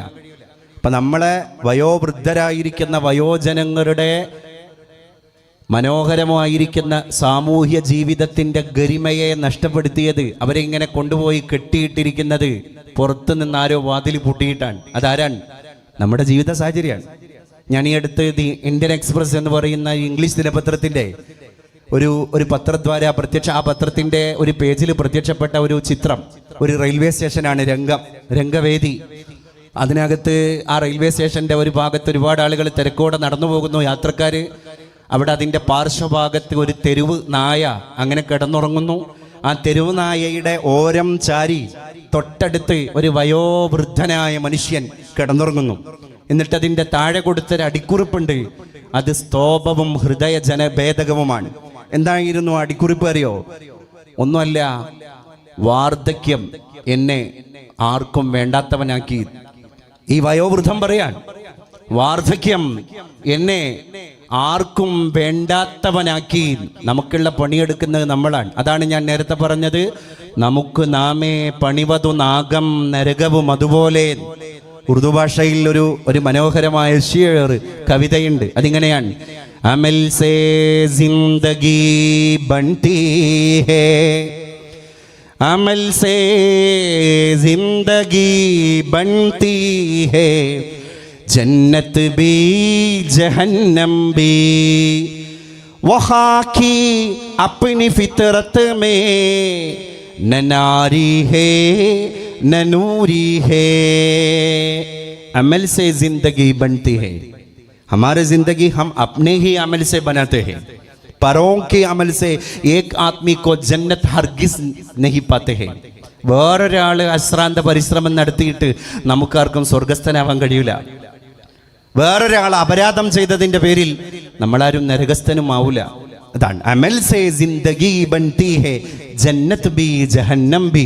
നമുക്ക് നാമേ പണിവതു നാഗം നരകവും അതുപോലെ. അത് തന്നെയാണ് ഇതിന്റെ അർത്ഥം. നമ്മളെ അധ്വാനം, നമ്മളെ പണി, നമ്മൾ എടുക്കുന്ന അശ്രാന്ത പരിശ്രമങ്ങള്, നമ്മുടെ ഉത്തരവാദിത്തങ്ങള്, നമ്മുടെ ക്രയവിക്രയങ്ങള്, അതാണ് സ്വർഗവും നരകവും നമുക്ക് തരണം എന്ന് തീരുമാനിക്കുന്നത്. വഹാക്കി അപ്പിനി ഫിത്രത്തുമേ. നമ്മൾ ആരാണ്? നമ്മൾ മണ്ണാണ്. നമ്മൾ മണ്ണായവനാണ്. നനാരിഹേ നൂരിഹേ. നമ്മൾ നാറിന്റെയും നൂറിന്റെയും ആളല്ല. ഇവിടെ പഠിപ്പിക്കുന്നത് അത് തന്നെയാണ്. പുണ്ട്രമോ പൂണനൂൽ താനോ. കുമാരനാശാൻ ചോദിച്ചൊരു ചോദ്യമുണ്ട്. പുണ്ട്രമോ പൂണനൂൽ താനോ ശിഖാ ഷണ്ഡമോ ജന്മമതാനോ. അല്ലേ? നമ്മളെ തരം തിരിക്കുന്നത് ഒന്നുമല്ല. അതുകൊണ്ട് പണിയെടുക്കുക, നമ്മൾ അധ്വാനിക്കുക, സ്നേഹിച്ച് ജീവിക്കാൻ കഴിയുന്നിടത്തോളം കാലം നമ്മൾ സ്നേഹിച്ച് ജീവിക്കുക. ഈ അടുത്ത് സാഹിത്യത്തിനുള്ള നോബൽ സമ്മാനം കിട്ടിയത് ആർക്കാണ്? ദക്ഷിണ കൊറിയൻ എഴുത്തുകാരിയായ ഹാങ് കാങ് എന്ന് പറയുന്ന ഒരു സഹോദരിക്കാണ്. അവരൊരു യുവതിയാണ്, അല്ലെങ്കിൽ യുവത്വം വിട്ട് മധ്യവയസ്സിലേക്ക് എത്തി നോക്കുന്ന ഒരു സാഹിത്യകാരിയാണ്. അവരുടെ ദി വെജിറ്റേറിയൻ എന്ന് പറയുന്ന സമൂഹത്തിൽ നിന്ന് പാർശ്വവൽക്കരിക്കപ്പെട്ട മാറ്റി നിർത്തിയ ഒരു ജനതയുടെ നേരെ തിരിച്ചു പിടിച്ചിരുന്ന ഒരു മനോഹരമായ ടോർച്ചായിരുന്നു അവരുടെ തൂലിക. അതുകൊണ്ട് ഇരുട്ടിൽ തപ്പിത്തടയുന്ന ബിഹൈൻഡ് ദി കർട്ടൻ, തിരശീലയുടെ അപ്പുറത്ത് നരകയാതന സഹിച്ചുകൊണ്ടിരിക്കുന്ന അബ്രപാളിയിൽ പ്രത്യക്ഷപ്പെടാത്ത ഒരു ജനതയുടെ ജീവിതത്തെ തൂലിക ചലിപ്പിച്ച് ഒരു ആവിഷ്കാരം പോലെ ഹാങ് കാങ് എന്ന് പറയുന്ന ദക്ഷിണ കൊറിയയിലെ എഴുത്തുകാരി ലോകത്തിന്റെ അബ്രപാളികളിലേക്ക് ആ ഓരോ അക്ഷരങ്ങൾക്കും നിറം പകർന്ന് പ്രത്യക്ഷപ്പെടുത്തിയപ്പോൾ അവരെ നോബൽ പ്രൈസ് തേടി വരികയുണ്ടായി. അതിൽ മുഴുവൻ അവശത അനുഭവിക്കുന്ന ഒരു ജനവിഭാഗത്തിന്റെ ജീവിതത്തിന്റെ ഛായാചിത്രങ്ങളെയാണ് മനുഷ്യന്റെ മുമ്പിലേക്ക് വളരെ രമ്യതയോടുകൂടെ പരാവർത്തനം നടത്തുന്നത് അവര്. അപ്പൊ നമുക്ക് അതിലൊക്കെ ഒരു പരിഹാര മാർഗങ്ങളുണ്ട്. ഈ പ്രകൃതിയിൽ നിന്ന് പച്ചപ്പ് നീങ്ങിപ്പോകുന്ന ഒരു കാലമാണ്. മനുഷ്യന്റെ ചുണ്ടിൽ നിന്ന് പുഞ്ചിരി നീങ്ങിപ്പോകുന്ന ഒരു കാലമാണ്. എന്റെയും നിങ്ങളുടെയൊക്കെ കണ്ണുകളിൽ നിന്ന് പശിമ നീങ്ങിപ്പോകുന്ന ഒരു കാലമാണ്. നമ്മുടെയൊക്കെ ഇത്ര പോകുന്ന ഹൃദയത്തിൽ നിന്ന് ആർദ്രത നീങ്ങിപ്പോകുന്ന ഒരു കാലമാണ്. അങ്ങനെ നമ്മളൊരു സ്റ്റാച്യു പോലെ, ഒരു മനുഷ്യന്റെ പ്രതിരൂപം പോലെ, ഒരു കല്ലിൽ കൊത്തിവെക്കപ്പെട്ട ശിലാരൂപം പോലെ നമ്മൾ അങ്ങനെ ജീവിക്കുന്നു. ചത്തതിനൊക്കുമേ ജീവിച്ചിരിക്കലും എന്ന മാത്രയിൽ നമ്മൾ അങ്ങനെ ജീവിക്കുന്നു. അവിടെയാണ് ആധ്യാത്മികതയുടെ കിരണങ്ങൾ അന്തരാളത്തിലേക്ക് ഇങ്ങനെ ഓളം പോലെ ഒഴുകിയെത്തുമ്പോൾ ഒരു ചിരി പ്രത്യക്ഷപ്പെടാൻ. എന്റെ അകത്ത് ഈ ദീപത്തിന്റെ ഒരു പ്രകാശം എത്തിയപ്പോഴാണ് മുഖത്ത് ഒരു പുഞ്ചിരിയാകുന്ന ദീപം ജ്വലിച്ചത്. അപ്പൊ അകത്തെ ദീപമാണ് പുറത്തെ ദീപം എന്ന് നമുക്ക് തിരിച്ചറിയാൻ സാധ്യമാകണം. ഈ അടുത്ത് ഞാൻ ഒരു 16 വയസ്സുകാരനായ ഒരു കൗമാരക്കാരന്റെ ഒരു കവിത ഫേസ്ബുക്കിലൂടെ പ്രത്യക്ഷപ്പെട്ട ഒരു കവിത വായിക്കാനിടയായി. അവൻ ഇങ്ങനെ പറയാതെ പറഞ്ഞു പോവാൻ. പള്ളിക്കാടിനടുത്താണ് എൻ്റെ വീട്. ഒരു മുസ്ലിം കുട്ടിയാണവൻ. അതുകൊണ്ട് പള്ളിക്കാട് എന്നവൻ പറഞ്ഞു. പള്ളിക്കാടിനടുത്താണ് എൻ്റെ വീട്. അപ്പൊ അവന്റെ വീട് ഒരു ഖബർസ്ഥാനിന്റെ, ശ്മശാനത്തിന്റെ, സെമിത്തേരിയുടെ ഒരു പാർശ്വഭാഗത്താണ്. ആ വീട്ടിലെ ഡൈനിങ് ഹാളിൽ നിന്ന് അവന്റെ ജാലകപ്പാളി ഒന്ന് തുറന്നു വെച്ച് കഴിഞ്ഞാൽ ഓരോ മരിച്ചു പോകുന്നവരെയും കാണാൻ അവന് കഴിയുന്നതാണ്. അതാണ് അവന്റെ കവിതയുടെ ഇതിവൃത്തം. പള്ളിക്കാടിനടുത്താണ് എൻ്റെ വീട്. ദിവസവും പല ഖബറുകൾ അവിടേക്ക് വിരുന്നു വരും. ഓരോ മരിച്ച ആളുകളെ, ഭൗതിക ശരീരങ്ങളെ ബന്ധുമിത്രാദികൾ കൊണ്ടുവരും എന്നല്ല അവൻ പ്രയോഗിച്ചത്. ഓരോ ദിവസവും അവിടേക്ക് പല ഖബറുകൾ വിരുന്നു വരും. വൃദ്ധന്റേത്, കുട്ടിയുടേത്, പുരുഷന്റേത്, സ്ത്രീയുടേത്, പണ്ഡിതന്റേത്, പാമരന്റേത്, ഉന്നതന്റേത്, അധസ്ഥിതന്റേത്, അവർണന്റേത്, സവർണന്റേത്. ഒടുക്കം ഒരു ദിവസം അവിടേക്ക് ഒരു ഖബർ വിരുന്നു വന്നു. പക്ഷേ ആ ഖബറു കാണാൻ ഞാൻ മാത്രമില്ലായിരുന്നു. അങ്ങനെയാണ് ആ കവിത അവസാനിക്കുന്നത്. ആ കവിത വായിച്ച ആൾക്ക് അറിയാതെ ബോധ്യപ്പെടുകയാണ് അന്ന് മരിച്ചത് അവനാണ്. ആര്? ഈ 16-കാരനാണ് അന്ന് മരിച്ചത്. അതാണ് അവൻ പറയാതെ പറയുന്നത്. ഞാനാണെന്ന് മരിച്ചത് എന്നാണ് ആ കുട്ടി പറയാതെ പറയുന്നത്. അവന്റെ സമപ്രായക്കാരായ സോഷ്യൽ മീഡിയയിൽ കളിക്കുന്ന സമാന ചിന്താഗതിക്കാരും സമപ്രായക്കാരുമായിരിക്കുന്ന കുട്ടികൾക്ക് ആ 16-കാരൻ നൽകിയ ഒരു ശക്തമായ ബോധമുണ്ട്. എന്താണ്? ജീവിക്കുന്ന കാലത്ത് പരസഹായിയായി ജീവിക്കുകയും മരിച്ചു കഴിഞ്ഞാലും വീണ്ടും ജീവിക്കുകയും ചെയ്യുക. അല്ലേ? ചില ആളുകൾ അങ്ങനെയാണ്. ജീവിച്ചുകൊണ്ടിരിക്കെ തന്നെ അവർ മരിച്ചു കഴിഞ്ഞിട്ടുണ്ടാകും. മറ്റു ചില ആളുകൾ നമുക്കിടയിൽ വേറെ രീതിയിലാണ്. അതെങ്ങനെയാണ്? മരിച്ചു കഴിഞ്ഞാലും അവർ നമുക്കിടയിൽ ജീവിക്കുന്നുണ്ടാകും. രണ്ട് രൂപമാണ് മനുഷ്യൻ. ജീവിച്ചുകൊണ്ടിരിക്കെ മരിക്കുന്നവരുണ്ട്, അവരെവിടെയും പ്രത്യക്ഷപ്പെടൂല. ഒരു പൊതുരംഗത്ത് അവരുണ്ടാകില്ല, ഒരു ചാരിറ്റിയിൽ അവരുണ്ടാകില്ല, ഒരു കിഡ്നി രോഗി ഡയാലിസിസ് ചെയ്യുന്ന വാർത്ത അവർ അറിഞ്ഞിട്ടുണ്ടാകില്ല, ഒരു ഭക്ഷണത്തിന്റെ കിറ്റ് കൊടുക്കുന്നിടത്ത് അവരുടെ വിയർപ്പിന്റെ ഒരു കണികയുടെ ലാഞ്ചന പോലും കുടികൊള്ളുന്നുണ്ടാകില്ല. അങ്ങനെ ജീവിക്കുമ്പോഴും മരിച്ചു കഴിഞ്ഞ ജന്മങ്ങൾ ഇവിടെയുണ്ട്. എന്നാലോ മരിച്ചു കഴിഞ്ഞിട്ടും ജീവിക്കുന്നവരുണ്ട്. രത്തൻ ടാറ്റ, അദ്ദേഹം ഒരു പാഴ്സി മതക്കാരനാണ്. പക്ഷെ അദ്ദേഹത്തിന്റെ മതത്തിന്റെ അളവുകോലിലോ അദ്ദേഹത്തിന്റെ ദർശനത്തിന്റെ പ്രത്യയശാസ്ത്ര വിശ്വാസധാരയുടെ അളവുകോലിലോ അല്ല ഇന്ന് 135 കോടിയിൽ പരം വരുന്ന ഭാരതീയനും അതിന്റെ അപ്പുറം വരുന്ന ലോകത്തെ മറ്റുള്ള മനസാക്ഷിയുള്ള മനുഷ്യരും അദ്ദേഹത്തെ വായിക്കുന്നത്. Who is Ratan Tata? ആരായിരുന്നു അദ്ദേഹം എന്ന് വായിക്കാൻ അല്ലേ? ഇന്ത്യ രാജ്യത്തിന്റെ മുംബൈ നഗരത്തിലൂടെ നടന്നു പോകുമ്പോ ഒരു അച്ഛൻ ബൈക്ക് ഓടിക്കുന്നു, നടുവില് കൊച്ചു കിടാവ് ഇരിക്കുന്നു, പിന്നില് അദ്ദേഹത്തിന്റെ ഭാര്യ ഈ കിടാവിന്റെ അമ്മ ഇരിക്കുന്നു. വെയിലത്ത് വിയർത്തൊലിച്ചിട്ട് മുംബൈയുടെ ഒരു നഗരവീതിയിലൂടെ അവർ പോകുമ്പോ നടന്നു പോകുന്ന രത്തൻ ടാറ്റ പറയാണ് കൂടെയുള്ള ഒരാളോട്, ഈ പാഴ് സ്വപ്നങ്ങളുമായിട്ട് ജീവിക്കുന്നവർക്കും നമുക്ക് അവരുടെ സ്വപ്നങ്ങളെ ഒന്ന് നെയ്ത് കൊടുക്കണ്ടേ? അദ്ദേഹം പിന്നെ റൂമിലേക്ക് പോയിട്ട് അദ്ദേഹത്തിന്റെ എഞ്ചിനീയർ വിളിച്ചിട്ട് പറയാണ്, പാവപ്പെട്ടവന്റെ സ്വപ്ന സാക്ഷാത്കാരത്തിന് വെയിൽ കൊള്ളാത്ത മഴ കൊള്ളാത്ത ഒരു കാറ്, ഒരു കൊച്ചു വാഹനം നമുക്ക് എന്തുകൊണ്ട് യാഥാർത്ഥ്യമാക്കിക്കൂടാ? ആ സ്വപ്നത്തിൽ നിന്ന് പറഞ്ഞതാണ് ഗിന്നസ് റെക്കോർഡിലേക്ക് കടന്നുപോയ അന്നത്തെ 1 ലക്ഷം രൂപയുടെ നാനോ കാർ എന്ന് പറയുന്നത്. അദ്ദേഹം പേരെടുക്കാൻ വേണ്ടി ചെയ്തല്ല, പിന്നെ അരുപറ്റി നിൽക്കുന്ന ജന്മങ്ങളെ കണ്ടപ്പോൾ ഉണ്ടായ ഒരു ആർദ്രതയുടെ കണികയാണ് ആ വാഹനത്തിന്റെ ഇന്ധനം എന്ന് ഞാനും നിങ്ങളും തിരിച്ചറിയണം. അങ്ങനെ എന്തൊക്കെ സ്വപ്നങ്ങൾ. അമേരിക്കയിൽ അദ്ദേഹത്തിന് റെസ്റ്റോറന്റ് ഉണ്ട്. ഒരു ദിവസം അദ്ദേഹം അമേരിക്കയിൽ പോയി തൻ്റെ സ്വന്തം പേരിലുള്ള റെസ്റ്റോറന്റിൽ ഭക്ഷണം കഴിക്കാൻ വേണ്ടി പോകുമ്പോൾ അമേരിക്കക്കാരായിരിക്കുന്ന ആ ഹോട്ടലിലെ ജീവനക്കാർക്ക് സാക്ഷാൽ മുതലാളിയാണ് ഭക്ഷണത്തിന് വേണ്ടി വന്നു കയറിയത് എന്നറിയില്ലായിരുന്നു. അപ്പൊ അദ്ദേഹത്തിന്റെ കൂടെയുള്ള സെക്രട്ടറി ഹോട്ടലിലെ ജീവനക്കാരോട് ഇത് മുതലാളിയാണ് എന്ന് പരിചയപ്പെടുത്താൻ എണീറ്റ് നിൽക്കുമ്പോൾ സാഹസപ്പെട്ട് അദ്ദേഹത്തിന്റെ കരം ഗ്രഹിച്ചിട്ട് അവിടെ തന്നെ ഇരിക്കാൻ രത്തൻ ടാറ്റ ആജ്ഞാപിക്കുകയാണ്. എന്നിട്ട് പറഞ്ഞു, ഞാൻ ഈ ഹോട്ടലിന്റെ ഉടമസ്ഥനാണെന്ന് പറയരുത്. അപ്പൊ അവർക്ക് എന്നെ വിരുന്നൂട്ടുമ്പോ മനസാക്ഷി കുത്തുണ്ടാകും.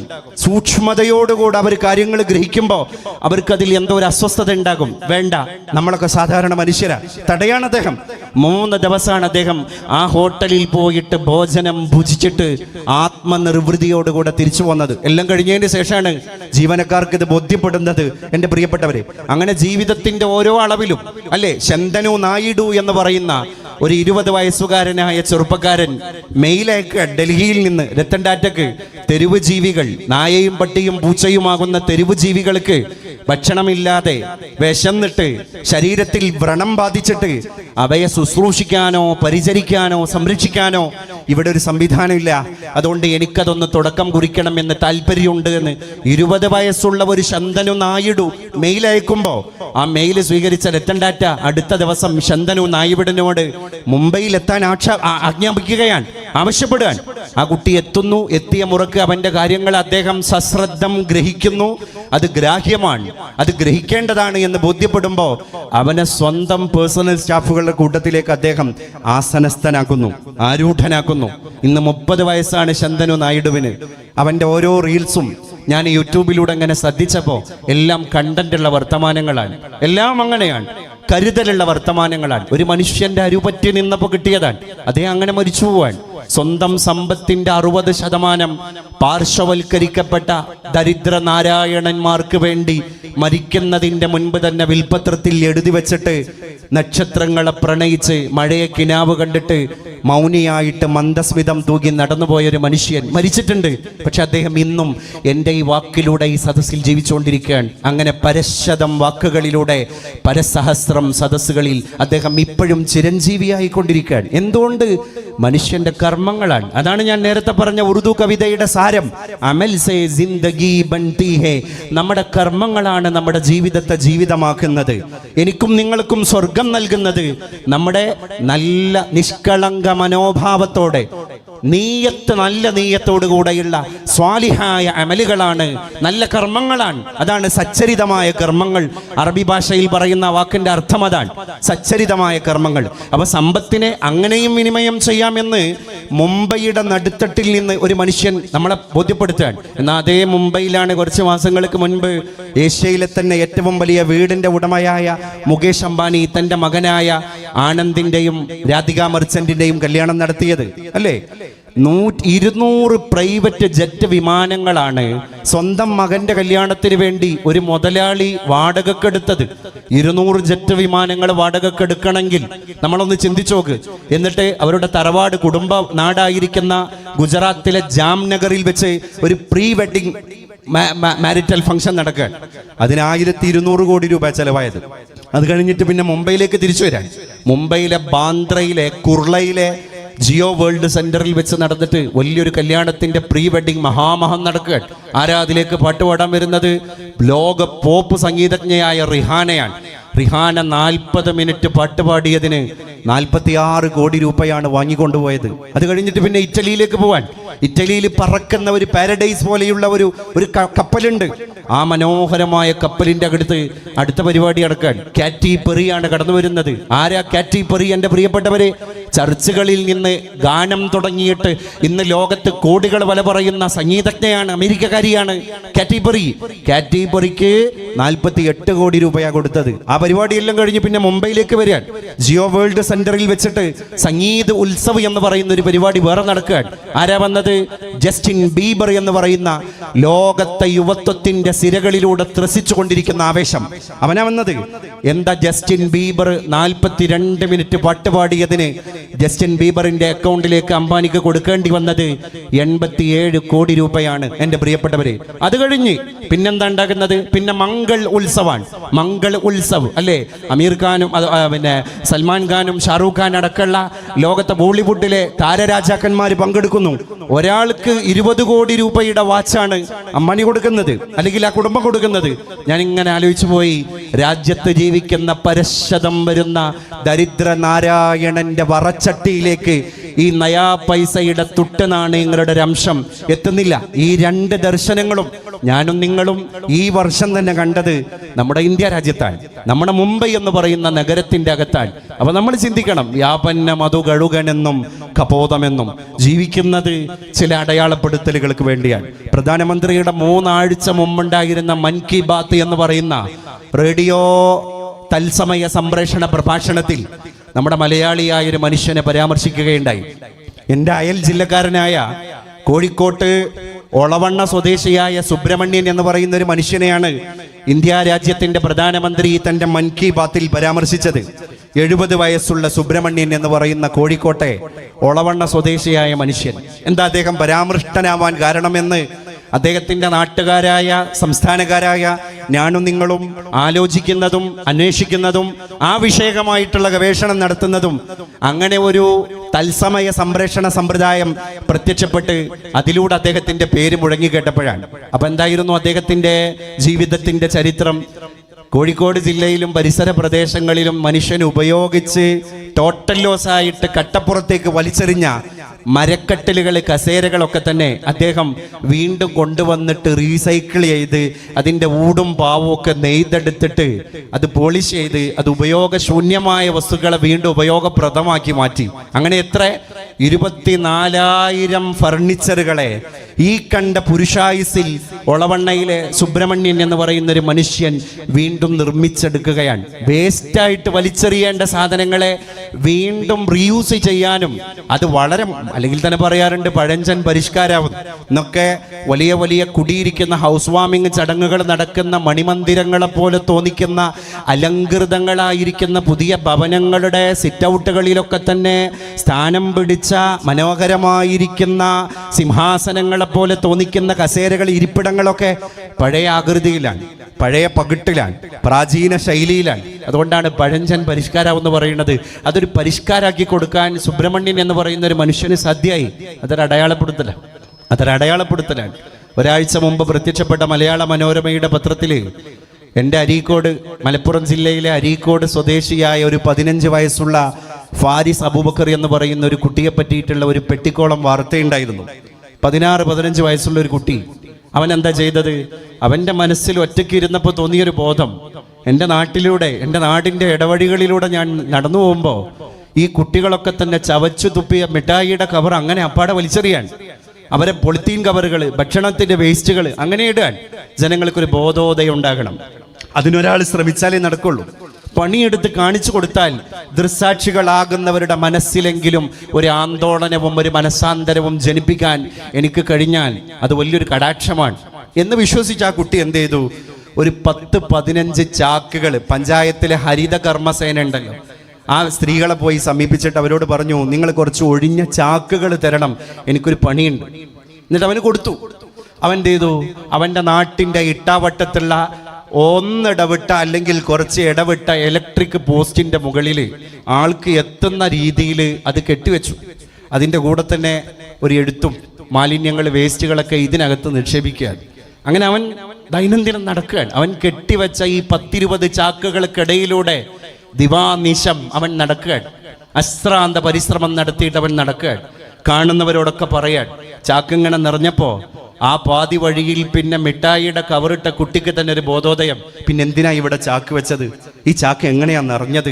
ആരൊക്കെ കൊണ്ടുപോയിട്ടല്ലേ? അപ്പൊ വേസ്റ്റ് ഇടാൻ ഒരു കൃത്യമായ സ്ഥലമുണ്ട് എന്ന് ബോധവൽക്കരിക്കലായിരുന്നു അവന്റെ ലക്ഷ്യം.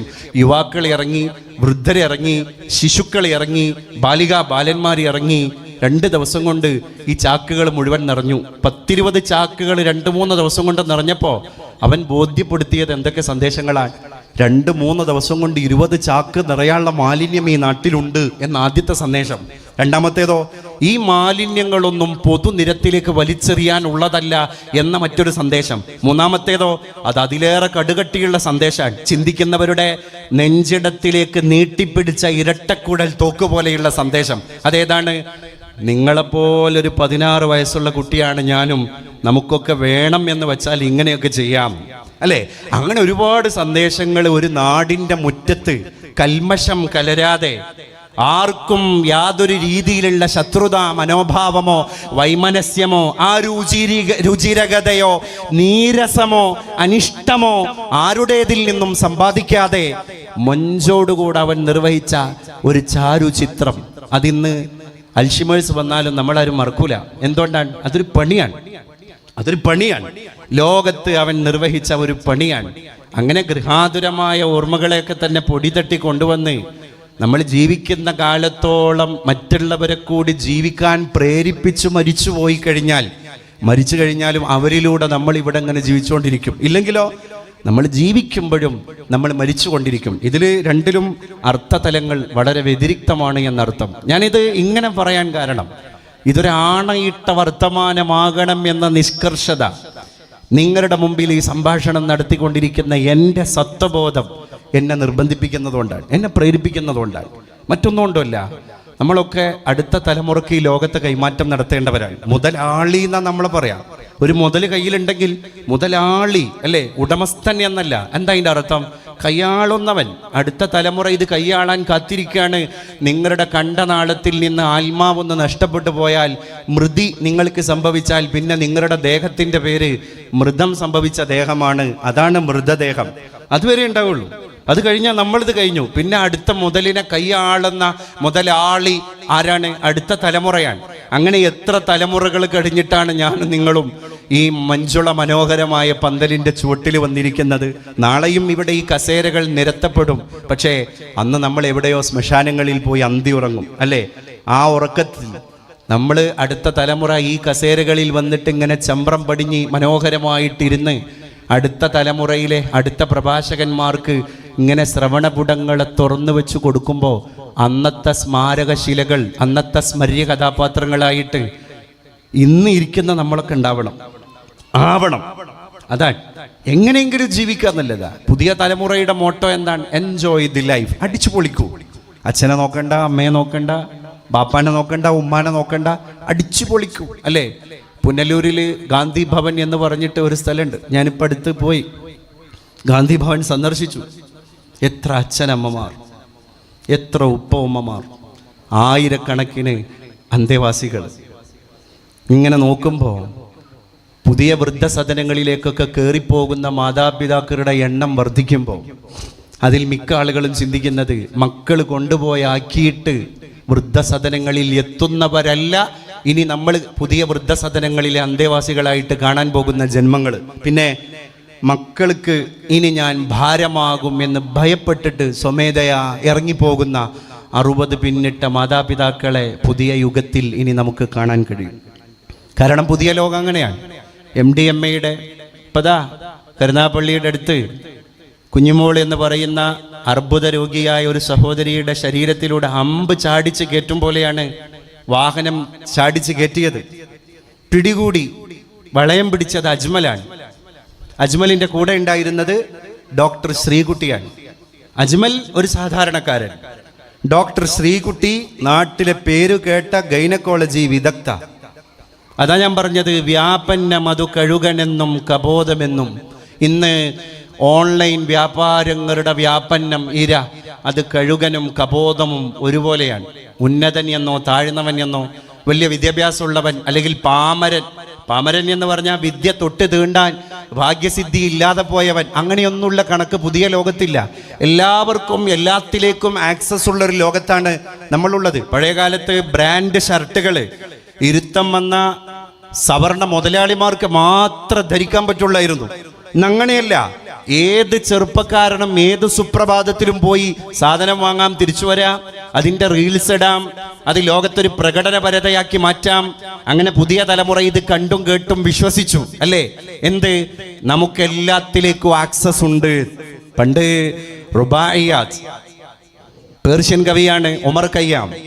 ഉമർ ഖയ്യാമിന്റെ റുബായിയാത്ത് എല്ലാ ഭാഷക്കാർക്കിടയിലും പ്രഖ്യാതമായ കവിതയാണ് ഉമർ ഖയ്യാമിന്റെ റുബായിയാത്ത്. അത് ഇംഗ്ലീഷിലേക്ക് 1800-കളിൽ പ്രത്യക്ഷപ്പെട്ട അന്നത്തെ ആംഗലേയ ഭാഷയിലേക്ക് മൊഴിമാറ്റം ചെയ്യപ്പെട്ടിട്ടുണ്ട്. അതിങ്ങനെയാണ്, അദ്ദേഹം പറയാൻ, എ ബുക്ക് ഓഫ് വേഴ്സസ്. കവി പറയാൻ, കവിയുടെ ആഗ്രഹം, എ ബുക്ക് ഓഫ് വേഴ്സസ്, കവിത എഴുതിയ കുറച്ച് പുസ്തകങ്ങൾ. അണ്ടർനീത്ത് ദി ബൗ, ഞാൻ വ്യാപിച്ചു കിടക്കുന്ന ഒരു മരച്ചില്ലയുടെ താഴെ ഇങ്ങനെ ഇരിക്കണം. എ ജഗ് ഓഫ് വൈൻ, എനിക്കൊരു ഗ്ലാസ് അല്ലെങ്കിൽ ഒരു ജഗ് വീഞ്ഞ് കിട്ടണം, ചാരായം കിട്ടണം, മദ്യം കിട്ടണം. എ ലോഫ് ഓഫ് ബ്രെഡ്, കടിച്ചു കൂട്ടാൻ ഒരു ബ്രെഡിന്റെ ശകലവും ഒരു ബണ്ണിന്റെ കഷ്ണവും എനിക്ക് കിട്ടണം. And thou beside me singing in the wilderness. Thou, THOU, പഴയകാലത്ത് 1800-കളിലെ എലിസബത്തൻ ഇറയിലെ ഇംഗ്ലീഷ്. ദൗ എന്ന് പറഞ്ഞാൽ യു, കാമുകിയായ പെണ്ണെ നീയും. സിംഗിങ് ബിസൈഡ് മീ, എവിടെ? ഇൻ ദി വൈൽഡേർനെസ്, ആരുമില്ലാത്ത വിജനതയിൽ, ശൂന്യതയിൽ ഒറ്റയ്ക്കിരിക്കുന്ന മദ്യത്തിന്റെ ചഷകം നുണഞ്ഞുകൊണ്ടിരിക്കുന്ന എൻ്റെ മുമ്പിൽ പാട്ടുപാടാൻ എൻ്റെ കാമുകിയായ പെണ്ണെ നീയും ഉണ്ടെങ്കിൽ, ഓ വൈൽഡേർനെസ് ഈസ് പാരഡൈസ്, ഈ ശൂന്യതയാണ് എൻ്റെ സ്വർഗം. അതിന് മലയാളത്തിന്റെ മഹാകവി MP അപ്പൻ മതിരോത്സവം എന്ന പേരിൽ ഒരു ഭാഷാന്തരം, ഒരു തർജ്ജമ ചെയ്തിട്ടുണ്ട്. അതിങ്ങനെയാണ്, ചിന്താസുന്ദര കാവ്യവും, അങ്ങനെയാണ് അദ്ദേഹം എഴുതിയത് അല്ലേ? എ ബുക്ക് ഓഫ് വേഴ്സസ്, ചിന്താസുന്ദര കാവ്യവും.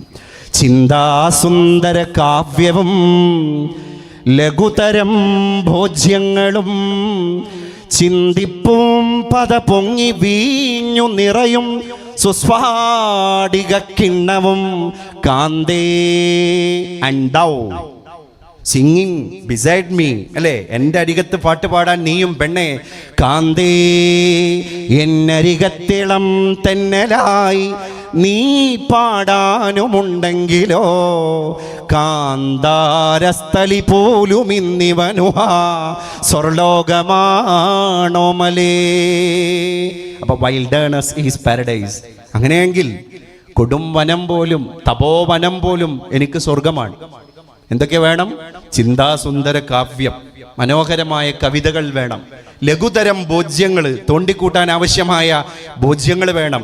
പിന്നെന്താ വേണ്ടത്? ചിന്തിപ്പൂമ്പത പൊങ്ങി വീഞ്ഞു നിറയും സുസ്ഫാടിക കിണ്ണം അല്ലേ?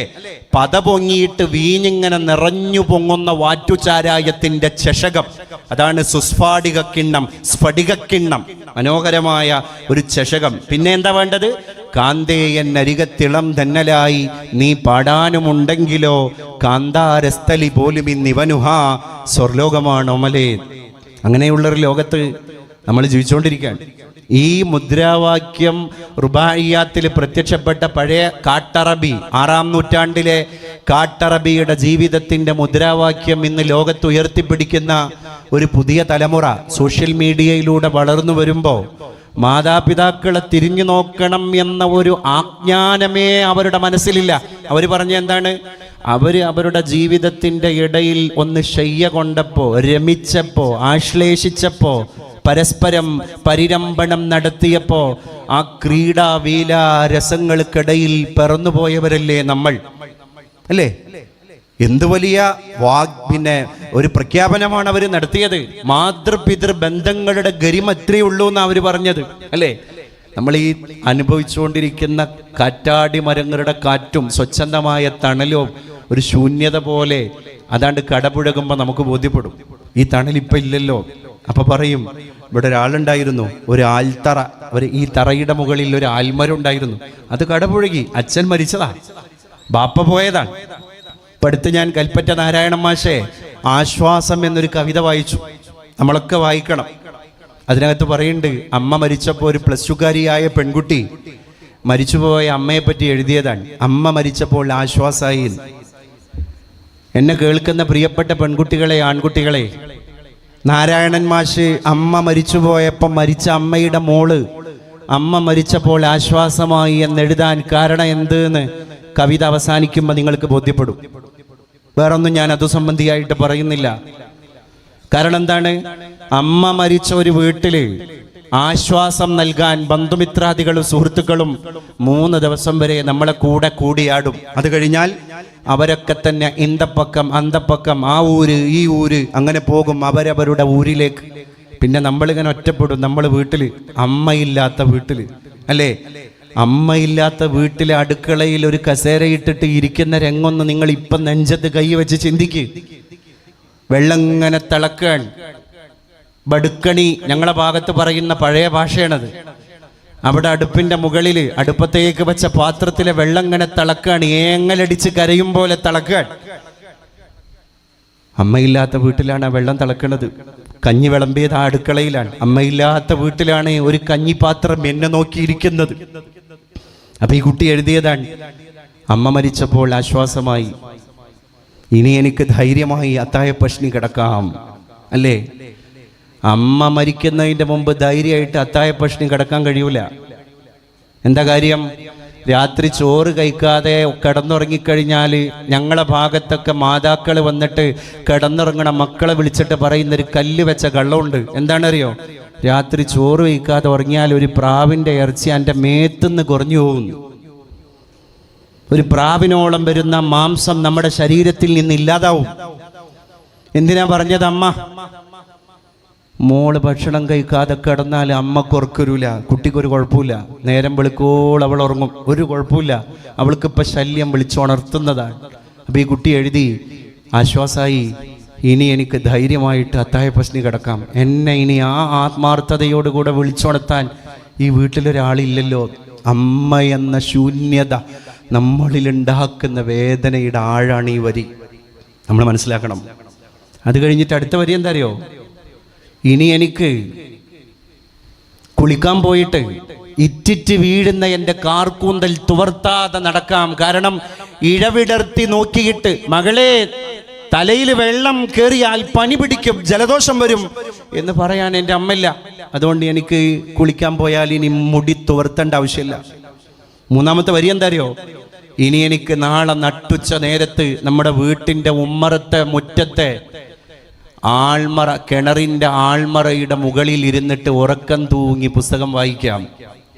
കാരണം മോളെ അവിടുന്ന് മാറി വീണ് പോകും എന്ന് പറയാൻ, ഒരു വടിയെടുത്തിട്ട് എന്നെ അടിക്കാൻ, എന്നോട് ശകാരിക്കാൻ, ശാസിക്കാൻ അമ്മയില്ല ഈ വീട്ടിൽ. അമ്മ പോയി. അവസാനത്തെ വരി എന്താ അറിയോ? ഇനി എനിക്ക് രാത്രികാലങ്ങളിൽ യാത്ര ചെയ്യുമ്പോൾ എത്തിയെടുത്ത് ഉറങ്ങാം. കാരണം അമ്മയുള്ള അന്ന് എത്തിയിടത്ത് ഉറങ്ങാൻ പറ്റൂല.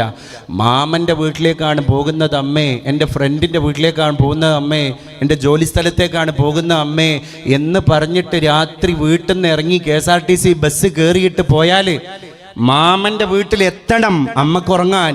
വഴിയിലിറങ്ങിയാൽ പറ്റൂല. അമ്മ പോയപ്പോൾ ഈ കുട്ടി പറഞ്ഞെന്താ, ഇനി എനിക്ക് രാത്രി യാത്ര ചെയ്യുമ്പോൾ എത്തിയിടത്ത് ഉറങ്ങാം. കാരണം ഞാൻ എത്തേണ്ടിടത്ത് എത്തിയാൽ മാത്രം വിളക്കണയാറുള്ള വീട് കഴിഞ്ഞയാഴ്ച കെട്ടു. ഇനി അങ്ങനെ ഒരു വീടില്ലല്ലോ.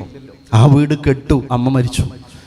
അവസാനം പറഞ്ഞെന്താ അറിയോ, ഒടുക്കം എൻ്റെ അമ്മ എന്നെ പെറ്റു തീർന്നു.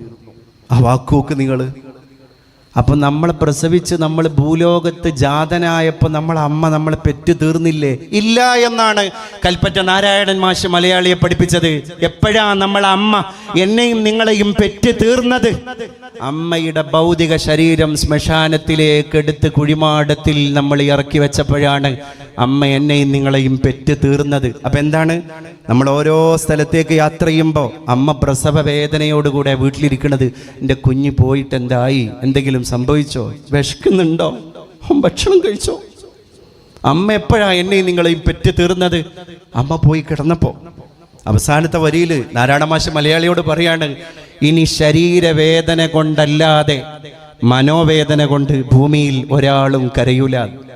അമ്മ എന്ന് പറയുന്ന ജന്മം മണ്ണിൻ്റെ അടിയിൽ പോയല്ലോ. ഇനി ആരെങ്കിലും ഭൂമിയിൽ കണ്ണിൽ കണ്ണീര് നിറച്ചിട്ട് കരയുന്നുണ്ടെങ്കിൽ അതാരെങ്കിലും ശരീരത്തിൽ വേദനയാക്കിയത് കൊണ്ടാകാം, അമ്മയെപ്പോലെ മനോവേദന കൊണ്ടാകില്ല. അങ്ങനെയുള്ള അമ്മമാരാണ് ഇന്ന് വൃദ്ധസദനത്തിൽ പോയിട്ട് മക്കളില്ലാത്ത ഇടുങ്ങിയ റൂമിൽ പോയി നിൽക്കുന്നത്. എത്ര നിമിഷം നിൽക്കാൻ കഴിയും? പുറത്തുനിന്നാണ് പൂട്ടിയത്, അകത്തുനിന്നല്ല. അകത്തുനിന്ന് പൂട്ടിയാൽ മണിക്കൂറുകളോളം നിങ്ങൾ പൂട്ടിയ റൂമിൽ നിങ്ങൾക്ക് പുസ്തകം വായിച്ചിരിക്കാം. നാം പോയിരുന്ന റൂമിന്റെ കവാടം പൂട്ടിയത് പുറത്തു നിന്നൊരാളാണ് അതിൻ്റെ ഓടാമ്പില കൊണ്ടതിന് പൂട്ടിയത് എങ്കിൽ ഒരു നിമിഷം നിങ്ങൾക്ക് മനസ്സാന്നിധ്യത്തോടുകൂടെ ഇരിക്കാൻ കഴിയില്ല. മനസ്സാന്നിധ്യം ഇല്ലാതെ ഇരിക്കുക. അതിൻ്റെ അർത്ഥം എന്താണ്? ബോധം പോയി, മാനസികം വന്ന് ഭ്രാന്തിയായി എത്ര വേണമെങ്കിലും ഇരിക്കുക, അല്ലേ? മലമൂത്ര വിസർജനം ശയ്യയിൽ തന്നെ നിർവഹിക്കുക. അതുകൊണ്ട് പ്രിയപ്പെട്ടവരെ, നമുക്ക് ജീവിക്കാൻ കഴിയണം. ഞാൻ അവസാനിപ്പിക്കാൻ, ലോകം എല്ലാം കീക്കാൻ തൂക്കായ ഒരു കാലഘട്ടത്തിലാണ് നമ്മളൊക്കെ ജീവിച്ചുകൊണ്ടിരിക്കുന്നത്. കൊച്ചിയിലെ പനമ്പള്ളി നഗറിലെ ഒരു ഫ്ലാറ്റിൻ്റെ അകത്ത് നിന്നാണ് ആമസോൺ പാർസൽ കവർ പുറത്തേക്ക് വലിച്ചെറിഞ്ഞത്. രാവിലെ സ്കൂൾ കുട്ടികളെയുമായിട്ട് ബസ്സിൽ പോകുന്ന ബസ്സിൻ്റെ ഡ്രൈവർ അത് കാണുകയാണ്. നോക്കുമ്പോൾ അതൊരു മനുഷ്യൻ്റെ പുത്രനാണ്, ഒരു ചോര പൈതലാണ്, ഒരു നവജാത ശിശുവാണ്. പോലീസ് വരുന്നു.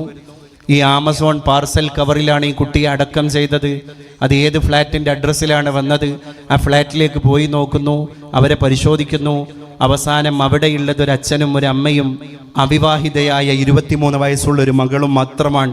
പക്ഷേ പോലീസ് കേസിൻ്റെ ചുരുളഴിച്ച് കൊണ്ടുവരുമ്പോൾ മലയാള മനസാക്ഷി ഞെട്ടിത്തരിക്കുന്നു, ലജ്ജ കൊണ്ട് തല താഴ്ത്തുന്നു.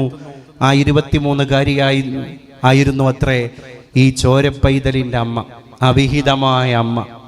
ആരാ നിന്റെ ഈ കുഞ്ഞിൻ്റെ അച്ഛൻ എന്ന ചോദ്യത്തിന് അവൾ കൊടുത്ത മറുപടി ഇൻസ്റ്റയിലൂടെ പരിചയപ്പെട്ട തൃശ്ശൂരുകാരനായ 25-കാരനാണ് എന്നാണ്. എൻ്റെ മാതാപിതാക്കളെ, നമ്മൾ വല്ലാത്ത ഭീതിപ്പെടുത്തുന്ന ഒരു ലോകത്താണ് ജീവിച്ചുകൊണ്ടിരിക്കുന്നത്. അതാണ് ഞാൻ നേരത്തെ പാടിയ കവിതയുടെ ആന്തരാർത്ഥം എന്ന് പറയുന്നത്, അല്ലേ? ഒടുവിൽ നമ്മളൊക്കെ തന്നെ ഖേദിക്കുന്നൊരവസ്ഥയിലേക്ക് ഒരിക്കലും എത്താൻ പാടില്ല. അപ്പം ഇവിടെ ജീവിച്ച് നമുക്കൊക്കെ തന്നെ നമ്മൾ ഉദ്ദേശിച്ചത് നടപ്പാക്കാൻ കഴിയില്ല. ലീലനും മദനനും തമ്മിലുള്ള കഥയിൽ ആശാൻ മലയാളിയോട് പാടിത്തരുന്നുണ്ട്, കരുതുവതിഹ ചെയ്യവയ്യ ചെയ്യാൻ വരുതു ലഭിച്ചതിൽ നിന്നിടാ വിചാരം പരമഹിതയറിഞ്ഞുകൂടാ ആയുസ്ഥിരതയുമില്ലതി നിന്യമീ നരത്വം കരുതുവതിഹ ചെയ്യവയ്യ. നമ്മൾ കരുതുന്നത് ഈ ലോകത്ത് നമുക്കാർക്കും നിർവഹിക്കാൻ കഴിയുന്നില്ല. ചെയ്യാൻ വരുതു ലഭിച്ചതിൽ നിന്നിടാ വിചാരം. ചെയ്യാൻ വേണ്ടിയിട്ട് നമുക്ക് ഏതെങ്കിലും അവസരം കിട്ടിക്കഴിഞ്ഞാലോ അതിന് മനസ്സും ഉണ്ടാവില്ല. അങ്ങനെ പരമഹിത അറിഞ്ഞുകൂടാ ആയുസ്ഥിരതയുമില്ല അതിനിന്യമീ നരത്വം. ഇനി എല്ലാത്തിനുള്ള അവസരം കിട്ടി, ചെയ്യാനുള്ള അനുകൂലാവസ്ഥ കിട്ടി, അതിനുള്ള മനസ്സ് കിട്ടി, അതിനുള്ള സാഹചര്യം കിട്ടി. അത് കിട്ടുമ്പോഴേക്ക് നമ്മുടെ ആയുസ് അത് ചെയ്യാൻ നമ്മൾ അനുവദിക്കില്ല. അപ്പോഴേക്ക് നമ്മൾ മറ്റൊരാളായി മാറിയിട്ടുണ്ടാകും. ഈ കഴിഞ്ഞ ഓണത്തിൻ്റെ വടംവലി മത്സരം നടക്കുകയാണ് കൊച്ചിയിലെ തേവരയിലെ SH സ്കൂളിൽ, കോളേജിൽ. അവിടെ കൊമേഴ്സ് വിഭാഗം തലവനായ ജെയിംസ് വി ജോൺ എന്ന് പറയുന്ന ഒരു അധ്യാപകൻ, അദ്ദേഹമാണ് ഈ വർഷത്തെ തേവര SH സ്കൂളിലെ സ്റ്റാഫ് സെക്രട്ടറി. അത്രയും സമർത്ഥനായ ഒരു ടീച്ചറാണ് ജെയിംസ് വി ജോൺ. അപ്പം ഈ വടംവലി മത്സരം നടക്കുന്നതിന്റെ മുൻപ് അദ്ദേഹം തന്റെ കുട്ടികളെ, സ്കൂളിലെ കുട്ടികളെ അഭിസംബോധന ചെയ്ത് സംസാരിക്കാൻ ജെയിംസ് വി ജോൺ സാർ മൈക്കിന്റെ മുമ്പിൽ വന്നിട്ട് പറഞ്ഞു, മക്കളെ, എൻ്റെ കാഴ്ചപ്പാടിൽ ലോകത്ത് ഏറ്റവും സമ്പന്നമായ ഒരു ഇടമുണ്ടെങ്കിൽ ഞാൻ വിശ്വസിക്കുന്നത് അത് സെമിത്തേരിയാണ്. അദ്ദേഹം ഒരു ക്രൈസ്തവ മതവിശ്വാസിയാണ്. അതുകൊണ്ട് അദ്ദേഹം സെമിത്തേരി എന്ന് പറഞ്ഞു. ശ്മശാനവും ഖബർസ്ഥാനവും ഒക്കെ അതന്നെയാണ്. അദ്ദേഹം പറഞ്ഞു, എന്തുകൊണ്ടാണ് എന്ന് കുട്ടികൾ ചോദിച്ചപ്പോൾ അദ്ദേഹം പറഞ്ഞൊരു വാക്കുണ്ട്, സെമിത്തേരിയുടെ അകത്ത് ആ മീസാൻ ശിലകൾക്ക് താഴെ കിടന്നുറങ്ങുന്ന, കുരിശുകൾക്ക് താഴെ കിടന്നുറങ്ങുന്ന ഓരോ ആളുകളെ നിങ്ങളൊന്ന് ആലോചിച്ച് നോക്ക്. ഡോക്ടേഴ്സ് ഉണ്ട്, ശാസ്ത്രജ്ഞരുണ്ട്, പ്രൊഫസർമാരുണ്ട്, സാഹിത്യകാരന്മാരുണ്ട്, കവികളുണ്ട്, കവയത്രിമാരുണ്ട്. ആർക്കിടയിലും കാലുഷ്യങ്ങളില്ല, തർക്കവിതർക്കങ്ങളില്ല. അതുകൊണ്ട് ലോകത്തെ ഏറ്റവും സമ്പന്നമായ സ്ഥലം എൻ്റെ വിനീത അഭിപ്രായത്തിൽ സെമിത്തേരിയാണ് എന്ന് പറഞ്ഞ് അദ്ദേഹം ഇനി നമുക്ക് നമ്മുടെ വടംവലി മത്സരത്തിലേക്ക് കടക്കാമെന്നും പറഞ്ഞ് പ്രസംഗം അവസാനിപ്പിക്കാൻ. കുട്ടികൾ ഒരു ഭാഗത്ത്, സ്റ്റാഫ് ഒരു ഭാഗത്ത്, വടംവലി മത്സരം നടക്കുന്നു. അത് പൊടിപൊടിക്കുന്നു, ആഹ്ലാദത്തിൻ്റെ പടക്കങ്ങൾ പൊട്ടുന്നു. അതിൻ്റെ ഇടയിൽ ഇദ്ദേഹത്തിന് ഒരു തളർച്ച സംഭവിക്കുന്നു. അദ്ദേഹം സൈഡിൽ പോയി കിടക്കുന്നു. ആ കിടത്തം അന്ത്യശയ്യയാണ്. ആ നിദ്ര അവസാന നിദ്രയാണ്. ആ ശ്വാസം ഒടുക്കത്തെ ശ്വാസമാണ്. പ്രാണനിങ്ങനെ പോകുന്ന രംഗം അദ്ദേഹത്തിൻ്റെ കണ്ണിലൂടെ കുട്ടികൾ ഇങ്ങനെ വായിച്ചെടുക്കുക. തൊട്ടു മുമ്പ് പറഞ്ഞുപോയ വാക്കിനോട് അരുപറ്റി നിൽക്കുന്ന ഒരു ജീവന്റെ പോരാട്ടം അവിടെ നടക്കുകയാണ്. ഇത്രയുള്ളൂ മനുഷ്യൻ, ഇത്രയുള്ളൂ മനുഷ്യൻ അല്ലേ? നമ്മളൊക്കെ തന്നെ ഇരിക്കുമ്പോൾ, ചിരിക്കുമ്പോൾ, നടക്കുമ്പോൾ, പറയുമ്പോൾ, വിശ്രമിക്കുമ്പോൾ, കിടക്കുമ്പോൾ, യാത്ര ചെയ്യുമ്പോൾ എവിടെയെങ്കിലും വെച്ചിട്ട് അവസാനത്തെ 2 കണ്ണിമകളും ചിമ്മേണ്ട ആളുകളാണ്. പിന്നെ നമ്മളെ കാണാൻ ആളുകൾ വരാൻ. ആ ബാലവൃദ്ധം ജനങ്ങൾ ചിരിക്കുന്നു, ആശുവായി തീരും മരണം മറക്കുന്നു, ആശുപത്രി കട്ടിലാളെ കൈമാറുന്നു, ആംബുലൻസിൻ വീജി നമ്മെ നടുക്കുന്നു, ആതുര ശുശ്രൂഷകർ കൈമലർത്തുന്നു, ആരാരുമറിയാ ശ്മശാനവും പുൽകുന്നു, മാലാഖ വന്നു പിടിച്ചെൻ്റെ ദേഹിയെ, മാനുജൻ വന്നു കണ്ടു എൻ്റെ ദേഹമേ, പൊട്ടിച്ചിരിച്ചു അനന്തരം ആ ചിരി, പൊട്ടിക്കരയരായി രൂപപ്പെടുന്നതും കാലാൾ പടവന്ന് തൊളിലേറ്റുമ്പോഴും കാമനും താതനും പരിതപിക്കുമ്പോഴും എല്ലാം എല്ലാവർക്കും സംഭവിക്കാനുള്ളതാണ്. അതിലാർക്കും തർക്കമില്ല. ഏതോ ഒരു സ്വാമിയുടെ, ഗുരുവിൻ്റെ, സന്യാസിയുടെ മുമ്പിൽ പോയിട്ട് ഒരു പെണ്ണ് മരിച്ചുപോയ തൻ്റെ പിഞ്ചു പൈതലിനെ എങ്ങനെ കൈ വലയങ്ങളിൽ വെച്ചിട്ട് പറഞ്ഞു, പ്രിയപ്പെട്ട സന്യാശ്രേഷ്ഠ ഗുരു, എൻ്റെ കുഞ്ഞിന് മൃതം സംഭവിച്ചു, മൃതി അടഞ്ഞു, ആത്മാവ് പോയിരിക്കാൻ, ശവമായിരിക്കാൻ. അങ്ങ് വലിയ ആത്മീയ കഴിവുള്ള ഒരാളാണ്. അതുകൊണ്ട് എൻ്റെ മരിച്ചുപോയ കുഞ്ഞിൻ്റെ ജീവനൊന്ന് തിരിച്ചു തരുമോ, എനിക്ക് ഈ കുഞ്ഞേ ഉള്ളൂ എന്നൊരമ്മ പ്രാണൻ പിടയുന്ന വേദനയോടുകൂടെ പറയുമ്പോൾ ആ സന്യാസി പറഞ്ഞൊരു വാക്കുണ്ട്, പ്രിയപ്പെട്ട പെങ്ങളെ, ഞാനൊന്ന് ശ്രമിക്കാം. എന്നിട്ട് എന്ത് ചെയ്തു? നിന്റെ കുഞ്ഞിനെ അവിടെ വെക്ക്, അത് ബന്ധുക്കളെ ഏൽപ്പിക്ക്. നീ ഏതെങ്കിലും ഒരു വീട്ടിൽ പോയിട്ട് കുറച്ച് കടുകുമണികൾ ഒരു പേപ്പറിൽ കളക്ട് ചെയ്തിട്ട് കൊണ്ടുവാ, ഞാൻ മന്ത്രം ജപിക്കാൻ, നിന്റെ കുഞ്ഞിൻ്റെ ജീവനൊന്ന് തിരിച്ചു നൽകാൻ പറ്റുമെന്ന് നോക്കട്ടെ. പക്ഷെ ദർ ഈസ് എ കണ്ടീഷൻ, ഒരു നിബന്ധനയുണ്ട്. നീ കടുകുമണികൾ ശേഖരിക്കുന്ന വീട്ടിൽ മുമ്പൊരിക്കലും ഒരു മരണം നടന്ന വീടാവാൻ പാടില്ല. അങ്ങനെ ആ സ്ത്രീ പോവാൻ വലിയ പ്രതീക്ഷയോട് പോവാ. ഒരു വീട്ടിൽ കയറി, അവിടെ വല്യമ്മച്ചിയുണ്ട്. എന്തേ മോളെ? അപ്പം അവളിങ്ങനെ കരഞ്ഞ് സങ്കടമൊക്കെ പറഞ്ഞു, കാര്യങ്ങളെല്ലാം പറഞ്ഞു. കടുകുമണി ഉണ്ടോ? ഉണ്ടല്ലോ, എത്ര വേണമെങ്കിലും തരാം. അവൾക്ക് പ്രതീക്ഷ കൂടി. കടുകുമണി എടുക്കാൻ പോകുന്നതിൻ്റെ മുമ്പ് ഈ വല്യമ്മച്ചിയോട് ഇവള് ചോദിച്ചു, അല്ല, ചോദിക്കാൻ വരട്ടെ, എടുക്കാൻ വരട്ടെ, ഈ വീട്ടിൽ ആരെങ്കിലും മരിച്ചിട്ടുണ്ടോ? കഴിഞ്ഞ ആഴ്ചയാണ് വല്യച്ഛൻ മരിച്ചുപോയത്. കഴിഞ്ഞു. അടുത്ത വീട്ടിലേക്ക് പോയി, അവിടെ വേറൊരു യുവതിയാണ് മരിച്ചത്. അങ്ങനെ ഓരോ വീട്ടിലും പോയി. ആ വീട്ടിലൊക്കെ കടുകുമണി ഉണ്ട്, പക്ഷെ അവിടെയൊക്കെ മരണവും നടന്നിട്ടുണ്ട്. ഈ യുവതി നിരാശയായിട്ട് ഗുരുവിൻ്റെ മുമ്പിൽ വന്നിട്ട് പറയുന്നൊരു വാക്കുണ്ട്, ഗുരു, ഞാൻ നിരാശയാണ്. അപ്പോൾ ഗുരു പഠിപ്പിച്ചു കൊടുത്തിട്ടുണ്ട്, മോളെ നിരാശനാവേണ്ട. എന്താണ് അത്? ഈ ഭൗതിക ലോകത്തിൻ്റെ ഒരു സ്വരമാണ്. എന്ത്? ജനനമുണ്ടെങ്കിൽ മരണമുണ്ട്. അതുകൊണ്ട് നിന്റെ കിടാവിൻ്റെ മരണം നീ അംഗീകരിക്കുക.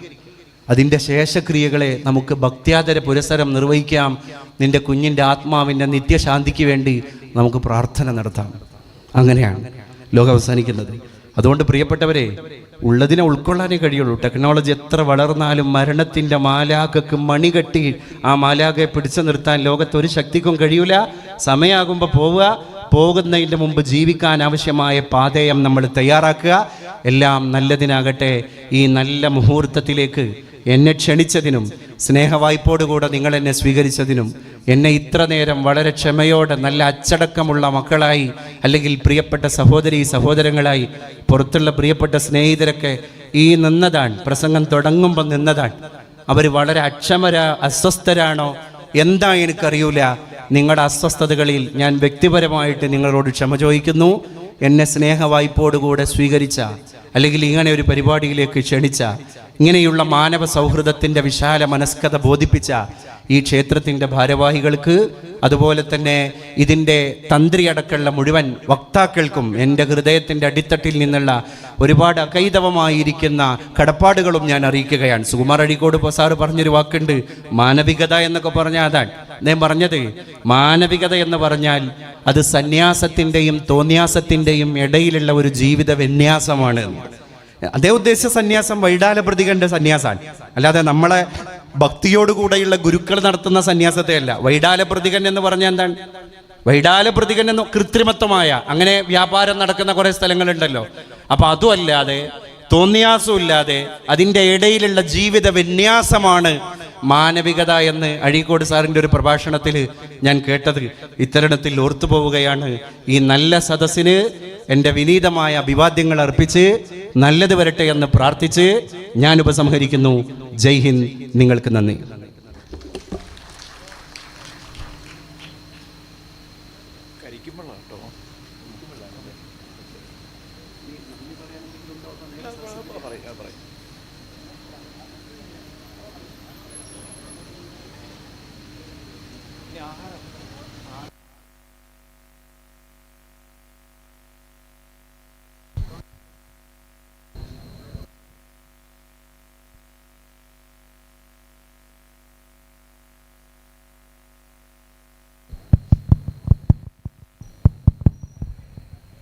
സ്വാമിയെ ശരണമയ്യപ്പ.